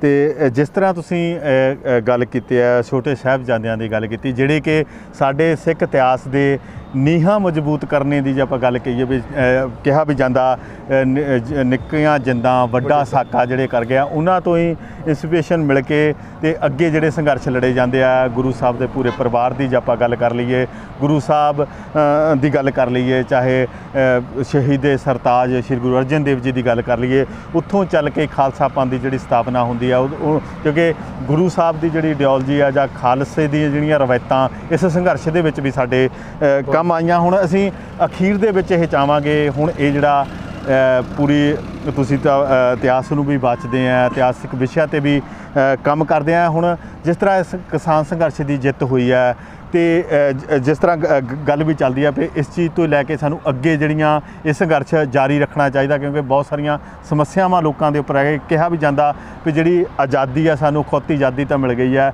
ਵੀ ਜਿਹੜੀ ਅਸਲ 'ਚ ਲੋਕਤੰਤਰ ਦੀ ਲੋਕਾਂ ਦੀ ਆਜ਼ਾਦੀ ਹੁੰਦੀ ਹੈ, ਪਰ ਉਹਦੇ ਵਿੱਚ ਸਭ ਤੋਂ ਵੱਡੀ ਗੱਲ ਹੁੰਦੀ ਹੈ ਵੋਟ। ਲੋਕਤੰਤਰ ਦੇ ਵਿੱਚ ਜਿਹੜੇ ਵੋਟ, ਹੁਣ ਵੋਟਾਂ ਆ ਜਾਣੀਆਂ ਮੋਰੇ, ਬਿਲਕੁਲ, ਤੇ ਉਹਦੇ ਲਈ ਅਸੀਂ ਚਾਹੁੰਦੇ ਹਾਂ ਅਖੀਰ ਦੇ ਵਿੱਚ ਤੁਸੀਂ ਆਮ ਲੋਕਾਂ ਨੂੰ ਜਿਹੜਾ ਕੀ ਕਹਿਣਾ ਚਾਹੀਦੇ ਆ ਵੀ ਕਿੱਦਾਂ ਦਾ ਜਿਹੜਾ ਨਿਜ਼ਾਮ ਹੈ। ਇਸ ਵੇਲੇ ਅਸੀਂ ਮਹਾਰਾਜਾ ਰਣਜੀਤ ਸਿੰਘ ਪਾਰਕ ਦੇ ਵਿੱਚ ਵੀ ਖੜੇ ਹਾਂ, ਵੀ ਉਸ ਤਰ੍ਹਾਂ ਦਾ ਜਿਹੜਾ ਰਣਜੀਤ ਸਿੰਘ ਵਰਗਾ ਰਾਜ ਹੈ ਉਹ ਸਥਾਪਿਤ ਹੋ ਸਕੇ, ਲੋਕਾਂ ਨੂੰ ਕੀ ਕਰਨ ਦੀ ਲੋੜ ਹੈਗੀ ਹੈ? ਇਹਦੇ ਵਿੱਚ ਨੌਜਵਾਨ ਬਹੁਤ ਵੱਡੀ ਭੂਮਿਕਾ ਨਿਭਾ ਸਕਦੇ ਨੇ। ਪਹਿਲੀ ਗੱਲ ਜੀ, ਤੇ ਨੌਜਵਾਨਾਂ ਨੂੰ ਇੰਟਰਸਟ ਲੈਣਾ ਚਾਹੀਦਾ ਪੋਲਿਟਿਕਸ 'ਚ। ਜੀ। ਬਹੁਤੇ ਜ਼ਿਆਦੇ ਤੇ ਸਾਡੇ ਆਰਟਿਸਟ ਭਰਾ ਵੀ ਮੈਂ ਕਹਾਂਗਾ ਜਾਂ ਹੋਰ ਵੀ ਜਿਹੜੇ ਮੁੰਡੇ ਥੋੜ੍ਹੇ ਲੋਕਾਂ ਨੂੰ ਗੱਲ ਸਮਝਾ ਸਕਦੇ ਨੇ, ਜੀ ਉਹ ਇਹੀ ਸੋਚਦੇ ਨੇ ਕਿ politics is a bad thing. ਨਹੀਂ, ਰਾਜਨੀਤੀ ਦੇ ਬਾਰੇ ਗੱਲ ਕਰੋ, ਬੇਖੌਫ ਹੋ ਕੇ ਗੱਲ ਕਰੋ। ਜੀ ਜੋ ਤੁਹਾਡੀ ਤੁਸੀਂ ਐਨਾਲਾਈਜ਼ ਕਰਦੇ ਹੋ ਓਨੈਸਟਲੀ, ਜੀ ਉਹਦਾ ਪ੍ਰਚਾਰ ਕਰੋ। ਜੀ ਤੇ ਵੱਧ ਤੋਂ ਵੱਧ ਜਦੋਂ ਕੰਪੀਟੀਸ਼ਨ ਹੋਊਗਾ ਰਾਜਨੀਤੀ 'ਚ, ਚੰਗੇ ਲੋਕ ਆਉਣਗੇ, ਉਦੋਂ ਹੀ ਇਹਦਾ ਸੁਧਾਰ ਹੋ ਸਕਦਾ। ਫੋਰ ਐਗਜ਼ਾਮਪਲ, ਜੇ ਇੱਕ ਅੱਡੇ 'ਚ 2 ਦੁਕਾਨਾਂ ਹੀ ਨੇ, ਜੀ ਭਾਵੇਂ ਉਹ ਜੋ ਮਰਜ਼ੀ ਵੇਚੀ ਜਾਣ, ਜੀ ਲੋਕਾਂ ਨੂੰ ਖਰੀਦਣਾ ਹੀ ਪੈਣਾ। ਜੀ ਜੇ 10 20 15 20 ਦੁਕਾਨਾਂ 100 ਦੁਕਾਨ ਹੋਊਗੀ, ਜੀ। ਉਹਨਾਂ 'ਚ ਕੰਪੀਟੀਸ਼ਨ ਹੋਊਗਾ, ਜੀ ਕੁਆਲਿਟੀ ਵੀ ਸਾਨੂੰ ਮਿਲੂਗੀ, ਜੀ ਰੇਟ ਵੀ ਸਸਤਾ ਮਿਲੂਗਾ। ਜੀ ਸੋ ਇਸ ਲਈ ਵੱਧ ਤੋਂ ਵੱਧ ਮੈਂ ਯੂਥ ਨੂੰ ਇਹ ਕਹਾਂਗਾ ਕਿ ਜ਼ਰੂਰੀ ਨਹੀਂ ਹੈ ਕਿ ਤੁਸੀਂ ਐਕਟਿਵ ਪੋਲਿਟਿਕਸ 'ਚ ਆਉਣਾ ਹੈ, ਵੀ ਪਾਰਟੀ ਕੋਈ ਜੁਆਇਨ ਕਰਨੀ, ਸਰੋਪਾ ਪਾ ਕੇ ਫੋਟੋ ਖਿਚਾਉਣੀ, ਇੱਦਾਂ ਨਹੀਂ। ਜੀ ਪਰ ਤੁਸੀਂ ਆਪਣੀ ਮਜ਼ਬੂਤ ਰਾਏ ਪੋਲਿਟਿਕਸ ਦੇ ਬਾਰੇ ਜ਼ਰੂਰ ਰੱਖੋ। ਉਹਦੇ ਬਾਰੇ ਜੇ ਤੁਸੀਂ 2 ਨਹੀਂ 4 ਨਹੀਂ 10 ਨਹੀਂ 20 ਨਹੀਂ, ਜਿੱਥੇ ਤੱਕ ਵੀ ਤੁਹਾਡਾ ਦਾਇਰਾ ਉਹਦੇ ਤੱਕ ਪਹੁੰਚੋ ਤੇ ਇੰਟਰਸਟ ਜ਼ਰੂਰ ਲਓ। ਜੀ ਇਹ ਗਾਣਿਆਂ ਤੇ ਭੰਗੜੇ ਹੀ ਨਾ ਆਪਾਂ ਪਾ ਛੱਡੀਏ, ਲਲਕਾਰੇ ਹੀ ਨਾ ਮਾਰ ਛੱਡੀਏ, ਰੀਲਾਂ ਹੀ ਨਾ ਬਣਾ ਛੱਡੀਏ, ਤੇ ਜਾਂ ਲੀਡਰਾਂ ਦੇ ਨਾਲ ਫੋਟੋਆਂ ਖਿਚਾ ਕੇ ਆਪਣੀ ਵਾਹ-ਵਾਹੀ ਨਾ ਕਰਾ ਛੱਡੀਏ। ਸੋ ਮੈਂ ਯੂਥ ਨੂੰ ਕਹਾਂਗਾ ਕਿ ਪੋਲਿਟਿਕਸ 'ਚ ਇੰਟਰਸਟ ਲਓ ਜੀ ਤੇ ਬੇਖੌਫ ਹੋ ਕੇ ਲਓ। ਸਾਨੂੰ ਤੇ ਸਾਡੇ ਧਰਮ ਨੇ ਹੀ ਸਿਖਾਇਆ ਵਾ ਜੀ ਕਿ ਰਾਜ ਕਰੇਗਾ ਖਾਲਸਾ। ਸਤਿਗੁਰਾਂ ਨੇ ਜਿੱਥੇ ਸਾਨੂੰ ਮਾਲਾ ਫੜਾਈ ਆ, ਨਾਲ ਸ਼ਸਤਰ ਵੀ ਫੜਾਇਆ। ਰਾਜ ਦੀ ਸ਼ਕਤੀ ਆ ਮੀਰੀ ਤੇ ਪੀਰੀ, ਜੀ। ਇਹ ਦੋਵੇਂ ਚੀਜ਼ਾਂ ਨੇ। ਜੀ ਬਾਕੀਆਂ ਨੇ ਤੇ ਅੱਖਾਂ ਬੰਦ ਕਰਾਈਆਂ ਨੇ, ਪਰ ਸਾਡੇ ਧਰਮ ਨੇ ਤੇ ਅੱਖਾਂ ਖੋਲੀਆਂ ਨੇ। ਜੀ ਅਸੀਂ ਉਸ ਕੌਮ ਦੇ ਵਾਰਸ ਹਾਂ, ਉਸ ਦੇਸ਼ ਧਰਤੀ ਤੇ ਰਹਿਣ ਵਾਲੇ ਆ, ਤੇ ਉਹਨੂੰ ਫੋਲੋ ਕਰੀਏ। ਜਿਸ ਤਰ੍ਹਾਂ ਤੁਸੀਂ ਯੂਥ ਨੂੰ ਗੱਲ ਕੀਤੀ ਹੈ ਵੀ ਇੰਟਰਸਟ ਲੈਣਾ ਚਾਹੀਦਾ, ਪਹਿਲਾ ਮੇਰਾ ਸਵਾਲ ਵੀ ਅੰਗਰੇਜ਼ ਸਿੰਘ ਰਾਜਨੀਤੀ 'ਚ ਆ ਸਕਦੇ ਨੇ। ਦੂਸਰਾ, ਜਿੱਦਾਂ ਬਹੁਤ ਸਾਰੇ ਕਲਾਕਾਰਾਂ ਨੇ ਵੀ ਸਮੂਹ ਵੀ ਬਣਾਇਆ ਇਸ ਵਿਸ਼ੇ ਨੂੰ ਲੈ ਕੇ, ਜਿਹੜੇ ਤੁਸੀਂ ਇਹਦੇ ਬਾਰੇ ਆਪਣੀ ਰਾਏ, ਤੇ ਜਿਸ ਤਰ੍ਹਾਂ ਇੱਕ ਸਭ ਤੋਂ ਵੱਡਾ ਹੁਣ ਇਸ ਵੇਲੇ ਚਰਚਾ ਹੋਵੇ, ਜਿਸ ਤਰ੍ਹਾਂ ਕਿਸਾਨ ਜਥੇਬੰਦੀਆਂ ਨੇ ਸੰਘਰਸ਼ ਲੜਿਆ, ਇਕੱਠੇ ਹੋ ਗਏ, ਤਾਂ ਇਸ ਤਰ੍ਹਾਂ ਕੋਈ ਨਾ ਕੋਈ ਜਿਹੜਾ ਰਾਜਨੀਤਿਕ ਧਿਰ ਵੀ ਜਿਹੜੀ ਉਹ ਬਣਾਉਣੀ ਚਾਹੀਦੀ, ਤਾਂ ਜੋ ਜਿਹੜਾ ਰਾਜਨੀਤਿਕ ਦੇ ਵਿੱਚ ਵੀ ਜਿਹੜਾ ਕ੍ਰਾਂਤੀ ਆ ਸਕੇ, ਸੁਧਾਰ ਹੋ ਸਕੇ। ਪਹਿਲੀ ਗੱਲ ਤੁਸੀਂ ਇਹ ਕਿ ਵੀ ਅੰਗਰੇਜ਼ ਸਿੰਘ ਆਲਰੇਡੀ ਰਾਜਨੀਤੀ 'ਚ ਹੈ। ਜਦੋਂ ਰਾਜਨੀਤੀ ਦੇ ਬਾਰੇ ਮੈਂ ਕਮੈਂਟ ਕਰ ਰਿਹਾ ਤਾਂ ਮੈਂ ਪੋਲੀਟੀਕਲ ਹੀ ਹਾਂ। ਕੋਈ ਵੀ ਐਕਟੀਵਿਟੀ ਜਿਹੜੀ ਆਪਾਂ ਕਹਿ ਲਈਏ ਵੀ ਜਿਹੜਾ ਬੰਦਾ ਕਹਿੰਦਾ ਕਿ ਮੈਂ ਰਾਜਨੀਤੀ 'ਚ ਨਹੀਂ ਆ, ਉਹ ਵੀ ਇੱਕ ਰਾਜਨੀਤਿਕ ਸਟੇਟਮੈਂਟ ਆ। ਜੀ ਮੈਂ ਕਹਿ ਰਿਹਾ ਕਿ ਅੰਗਰੇਜ਼ ਸਿੰਘ ਆਲਰੇਡੀ ਰਾਜਨੀਤੀ ਦੇ ਵਿੱਚ ਆ। ਅੰਗਰੇਜ਼ ਸਿੰਘ ਆਪਣੀ ਪੋਲੀਟੀਕਲੀ ਇੱਕ ਰਾਏ ਰੱਖਦਾ। ਉਹ ਕੀ ਰਾਏ ਰੱਖਦਾ? ਬੇਸ਼ੱਕ ਮੈਂ ਕਿਸੇ ਪਾਰਟੀ ਨੂੰ ਜੁਆਇਨ ਕਰਕੇ ਨਹੀਂ, ਬਟ ਮੈਂ ਇੱਕ ਵੋਟਰ ਆ, ਮੈਂ ਇਸ ਦੇਸ਼ ਦਾ ਨਾਗਰਿਕ ਆ। ਮੇਰੀ ਜੋ ਇੱਕ ਰਾਏ ਆ, ਮੇਰੇ ਕੋਲ ਜਿਹੜੀਆਂ ਆਪਸ਼ਨ, ਬਾਕੀ ਗੱਲ ਤੁਸੀਂ ਕੀਤੀ ਪੋਲੀਟੀਕਲ ਗਰੁੱਪਸ ਦੀ, ਮੈਂ ਕਹਿੰਦਾ ਕਿ ਵੱਧ ਤੋਂ ਵੱਧ ਪੋਲੀਟੀਕਲ ਗਰੁੱਪ ਬਣਨੇ ਚਾਹੀਦੇ ਨੇ। ਜੇ ਹੁਣ ਪੰਜਾਬ 'ਚ 3 ਪਾਰਟੀਆਂ ਨੇ, ਮੈਂ ਕਹਿੰਦਾ 10 ਪਾਰਟੀਆਂ ਹੋਣੀਆਂ ਚਾਹੀਦੀਆਂ ਨੇ। ਠੀਕ ਹੈ ਜੀ। ਮੇਰੀ ਅਗਲੀ ਗੱਲ ਸੀ ਵੀ ਕਿਸਾਨ ਜਿਹੜੇ ਜਥੇਬੰਦੀਆਂ ਜਾਂ ਕਿਸਾਨ ਜਿਹੜੇ ਉੱਥੋਂ ਸਮੂਹ ਬਣ ਕੇ ਆਇਆ, ਜਿਹੜਾ ਇਕੱਠ ਬਣ ਕੇ ਆਇਆ, ਉਹਨੂੰ ਰਾਜਨੀਤੀ ਸਰਗਰਮ ਰਾਜਨੀਤੀ ਬਿਲਕੁਲ ਹੋਣਾ ਚਾਹੀਦਾ। ਉਹ ਕਿਉਂਕਿ ਇੱਕ ਸੰਘਰਸ਼ ਤੋਂ ਬਾਅਦ ਫਿਰ ਤੋਂ ਵਿਖਰ ਜਾਣਗੇ, ਉਹਨਾਂ ਦੇ ਕੋਲ ਅੱਗੇ ਨੈਕਸਟ ਟਾਰਗੇਟ। ਬਾਕੀ ਜਥੇਬੰਦੀਆਂ ਦਾ ਫੈਸਲਾ ਉਹਨਾਂ ਦੇ ਉੱਪਰ ਆ ਕਿ ਉਹ ਕਿਸ ਤਰ੍ਹਾਂ ਵਰਕ ਕਰਦੀਆਂ ਨੇ। ਪਰ ਜੇਕਰ ਉਹਨਾਂ ਦੇ ਕੋਲ ਸੱਤਾ ਹੋਊਗੀ ਤੇ ਉਹ ਹੋਰ ਜਾਂ ਉਹ ਸੱਤਾ, ਜੇ ਉਹ ਬਾਹਰ ਵੀ ਰਹਿਣ ਰਾਜਨੀਤੀ 'ਚ, ਉਹ ਅਸਲ 'ਚ ਇੱਕ ਰਾਜਨੀਤਿਕ ਹੀ ਗਰੁੱਪ ਨੇ। ਕਿਉਂਕਿ ਜਦੋਂ ਤੁਸੀਂ ਤੁਹਾਡਾ ਇੰਡਾਇਰੈਕਟਲੀ, ਮੈਂ ਪਹਿਲਾਂ ਕਹਿ ਚੁੱਕਾ ਕਿ ਰਾਜਨੀਤਿਕ ਗਰੁੱਪ ਸਿਰਫ ਉਹ ਹੀ ਨਹੀਂ ਜਿਹੜਾ ਚੋਣਾਂ ਲੜਦਾ ਆ। ਹਰ ਬੰਦਾ ਜਿਹੜਾ ਕਿ ਸਰਕਾਰ ਦੇ ਖਿਲਾਫ ਬੋਲਦਾ ਆ, ਜਾਂ ਉਹਦੇ ਹੱਕ 'ਚ ਬੋਲਦਾ, ਜਾਂ ਉਹਦੀਆਂ ਨੀਤੀਆਂ 'ਤੇ ਟਿੱਪਣੀ ਕਰਦਾ, ਚਾਹੇ ਤੁਸੀਂ ਪੱਤਰਕਾਰ ਜੇ ਜਾਂ ਕੋਈ ਆਮ ਲੇਖਕ ਆ ਜਾਂ ਕੋਈ ਵੀ, ਅਸੀਂ ਪੋਲੀਟੀਕਲ ਸਿਸਟਮ ਦਾ ਹਿੱਸਾ ਆ। ਅਸੀਂ ਉਹ 'ਚੋਂ ਬਾਹਰ ਤਾਂ ਨਹੀਂ ਨਾ ਹੋ ਸਕਦੇ। ਅਸੀਂ ਇੱਕ ਵੋਟਰ ਆ, ਸਾਡਾ ਪਾਸਪੋਰਟ ID ਕਾਰਡ, ਉਹ ਸਾਰਾ ਰਾਜਨੀਤਿਕ ਪ੍ਰਣਾਲੀ ਨੇ ਹੀ ਸਾਨੂੰ ਦਿੱਤਾ, ਤੇ ਅਸੀਂ ਉਹਨੂੰ ਫੋਲੋ ਕਰਦੇ ਹਾਂ। ਜਿਹੜੇ ਲਾਅ, ਪੁਲਿਸ, ਸਾਰਾ ਕੁਝ ਕੀ ਆ, ਉਹੀ ਆ। ਸੋ ਜਿਹੜੀਆਂ ਇਹ ਜਥੇਬੰਦੀਆਂ ਨੇ, ਜੇ ਤੇ ਇਹ ਰਾਜਨੀਤੀ 'ਚ ਆਉਂਦੀਆਂ ਠੀਕ ਨੇ, ਅਦਰਵਾਈਜ਼ ਇਹ ਬਾਹਰੋਂ ਰਹਿ ਕੇ ਵੀ ਇਹ ਸਰਕਾਰ 'ਤੇ ਪ੍ਰੈਸ਼ਰ ਬਣਾ ਕੇ ਕਰਨਾ ਚਾਹੁੰਦੀਆਂ। ਬਟ ਇਹਨਾਂ ਨੂੰ ਐਕਟਿਵ ਰਹਿਣਾ ਚਾਹੀਦਾ, ਤਾਂ ਕਿ ਜਿਹੜੇ ਇਹਨਾਂ ਦੇ ਨਾਲ ਵਰਕਰ ਹੁਣ ਇੰਨੇ ਵੱਡੇ ਪੱਧਰ 'ਤੇ ਪੰਜਾਬ ਦੇ ਲੋਕ ਬੜੀ ਵੱਡੀ ਆਸ ਨਾਲ ਬੈਠੇ ਨੇ, ਸੋ ਇਹਨਾਂ ਨੂੰ ਰਹਿਣਾ ਚਾਹੀਦਾ ਐਕਟਿਵ। ਭਲੇ 'ਚ ਇਹਦੇ 'ਚ ਭਲਾ ਦੇਸ਼ ਦਾ ਵੀ ਆ ਤੇ ਪੰਜਾਬ ਦਾ ਵੀ ਆ। ਮਾਫੀ ਚਾਹਾਂਗੇ, ਹੁਣ ਸਮਾਂ ਬਹੁਤਾ ਇਜਾਜ਼ਤ ਨਹੀਂ ਦਿੰਦਾ। ਤੁਹਾਡੇ ਇੰਨੇ ਅਨਮੋਲ ਬਚਨਾਂ ਲਈ, ਇੰਨੀਆਂ ਰਾਏ ਦੇ ਆਪਣੇ ਵਿਚਾਰਾਂ ਲਈ ਬਹੁਤ ਬਹੁਤ ਧੰਨਵਾਦ। ਤੁਸੀਂ ਆਪਣੇ ਜਿਹੜੇ ਗੀਤਾਂ ਰਾਹੀਂ ਵੀ ਆਪਣੇ ਜਿਹੜੇ ਭੂਮਿਕਾ ਨਿਭਾ ਰਹੇ ਆ ਤੇ ਜਿਹੜੇ ਰੱਖਿਆ, ਬਹੁਤ ਬਹੁਤ ਧੰਨਵਾਦ ਜੀ। ਇਹ ਸਨ ਸਾਡੇ ਨਾਲ ਅੰਗਰੇਜ਼ ਸਿੰਘ, ਜਿਨ੍ਹਾਂ ਨੇ ਕਿ ਕਿਸਾਨੀ ਸੰਘਰਸ਼ ਦੇ ਵਿੱਚ ਦੁਬਈ ਵਰਗੇ ਦੇਸ਼ ਤੋਂ ਆ ਕੇ ਭੂਮਿਕਾ ਨਿਭਾਈ ਹੈ। ਐਜ ਏ ਆਰਟਿਸਟ ਵੀ ਇਹਨਾਂ ਨੇ, ਜਿੱਦਾਂ ਬਾਕੀ ਕਲਾਕਾਰਾਂ ਨੇ ਇੱਕ ਸਾਰਥਕ ਭੂਮਿਕਾ ਨਿਭਾਈ ਹੈ, ਇਹਨਾਂ ਨੇ ਤਾਂ ਲੱਗਦਾ ਇਹਨਾਂ ਨਾਲ ਗੱਲ ਕਰਕੇ ਵੀ ਹੋਰ ਵੀ ਸਾਰਥਕ ਭੂਮਿਕਾ ਨਿਭਾਈ ਹੈ, ਕਿਉਂਕਿ ਇਹ ਪਹਿਲਾਂ ਹੀ ਸੰਘਰਸ਼ ਤੋਂ ਪਹਿਲਾਂ ਵੀ ਇਹੋ ਜਿਹੇ ਵਿਸ਼ਿਆਂ ਦੇ ਉੱਤੇ ਗੀਤ ਆਪਣੀ ਕਿਤਾਬਾਂ ਜਿਹੜੀਆਂ ਸਮਾਜ ਨੂੰ ਦੇ ਚੁੱਕੇ ਸਨ ਤੇ ਦੁਬਈ ਤੋਂ ਖਾਸ ਕਰਕੇ ਆ ਕੇ ਆਪਣਾ ਬਣਦਾ ਯੋਗਦਾਨ ਇਸ ਕਿਸਾਨੀ ਸੰਘਰਸ਼ ਦੇ ਵਿੱਚ ਵੀ ਨਿਭਾਇਆ ਹੈ ਤੇ ਉਹਦੇ ਨਾਲ ਵੀ ਇਹਨਾਂ ਨੇ ਹੁਣ ਅੱਗੇ ਤੋਂ ਵੀ ਜਿਹੜਾ ਵੀ ਕਿਸ ਤਰ੍ਹਾਂ ਜਿਹੜੀ ਰਾਜਨੀਤੀ ਹੋ ਰਹੀ ਹੈ, ਰਾਜਨੀਤਿਕ ਚਾਲਾਂ ਜਿਹੜੀਆਂ ਖਿਲੇ ਉਹਦੇ ਉੱਤੇ ਵੀ ਬੜੇ ਸੋ ਹਿਰਦੇ ਦੇ ਨਾਲ ਜਿਹੜੇ ਵਿਚਾਰ ਆਪਣੇ ਰੱਖਿਆ। ਖਾਸ ਕਰਕੇ ਯੂਥ ਨੂੰ ਇਹਨਾਂ ਨੇ ਜਿਹੜਾ ਗਾਈਡ ਕਰਦੇ ਹੋਏ ਆਪਣੀ ਗੱਲ ਰੱਖੀ ਆ ਤੇ ਕਿਸਾਨ ਜਥੇਬੰਦੀਆਂ ਨੂੰ ਵੀ ਇਹਨਾਂ ਨੇ ਅਪੀਲ ਕੀਤੀ ਆ ਕਿ ਕਿਸ ਤਰ੍ਹਾਂ ਜਿਸ ਤਰ੍ਹਾਂ ਯੂਥ ਨੂੰ ਐਕਟਿਵ ਰਾਜਨੀਤੀ ਦੇ ਵਿੱਚ ਰਹਿਣਾ ਚਾਹੀਦਾ। ਇਹਨਾਂ ਦਾ ਵਿਚਾਰ ਹੈ ਕਿ ਹਰ ਬੰਦਾ ਜਿਹੜਾ ਰਾਜਨੀਤੀ ਤੋਂ ਜਦ ਪ੍ਰਭਾਵਿਤ ਹੁੰਦਾ ਤਾਂ ਉਹਨੂੰ ਰਾਜਨੀਤੀ ਦੇ ਵਿੱਚ ਹਿੱਸਾ ਵੀ ਲੈਣਾ ਚਾਹੀਦਾ, ਚਾਹੇ ਕਿਸੇ ਰੂਪ ਦੇ ਵਿੱਚ ਹੋਵੇ। ਤੇ ਇਹ ਇਹਨਾਂ ਦੇ ਅਨਮੋਲ ਵਿਚਾਰ ਹੈ, ਅਸੀਂ ਤੁਹਾਡੇ ਨਾਲ ਵੀ ਅੱਗੇ ਰੱਖੇ ਆ ਤੇ ਹਰ ਬੰਦੇ ਦੇ ਜਿਹੜੇ ਵਿਚਾਰ ਹੁੰਦੇ ਆ ਜਦੋਂ ਅਸੀਂ ਸੁਣਦੇ ਆ ਸਾਡੇ ਜਿਹੜੇ ਵਿਚਾਰ ਹੈ ਉਹ ਪ੍ਰਭਾਵਿਤ ਹੁੰਦੇ ਆ। ਆਸ ਰੱਖਦੇ ਆ ਕਿ ਤੁਸੀਂ ਵੀ ਜਿਹੜੇ ਵਿਚਾਰ ਹੈ ਆਪਣੇ ਕਮੈਂਟਾਂ ਰਾਹੀਂ ਵੀ ਸਾਨੂੰ ਥੱਲੇ ਦੇ ਸਕਦੇ ਆ ਤੇ ਅਸੀਂ ਇਸੇ ਤਰ੍ਹਾਂ ਹੋਰ ਵੀ ਜਿਹੜੇ ਲੋਕਾਂ ਨੇ ਕਿਸਾਨੀ ਸੰਘਰਸ਼ ਦੇ ਵਿੱਚ ਜਾਂ ਸੰਘਰਸ਼ ਦੇ ਵਿੱਚ ਕਿਸੇ ਵੀ ਸੰਘਰਸ਼ ਦਾ ਯੋਗਦਾਨ ਪਾਇਆ ਤੁਹਾਡੇ ਰੂਬਰੂ ਕਰਦੇ ਰਹਾਂਗੇ। ਤੁਸੀਂ ਇਸੇ ਤਰ੍ਹਾਂ ਸਾਡੇ ਨਾਲ ਜੁੜੇ ਰਹੋ, ਦੇਖਦੇ ਰਹੋ ਨਿਰਭਉ ਟੀਵੀ। ਮੈਂ ਜ਼ਿਲ੍ਹਾ ਸ਼ਹੀਦ ਭਗਤ ਸਿੰਘ ਨਗਰ ਤੋਂ ਕੈਮਰਾਮੈਨ ਅੰਮ੍ਰਿਤਪਾਲ ਸਿੰਘ ਪਾਲੀ ਦੇ ਨਾਲ ਹਰਦੀਪ ਸਿੰਘ ਗੋਹਨ।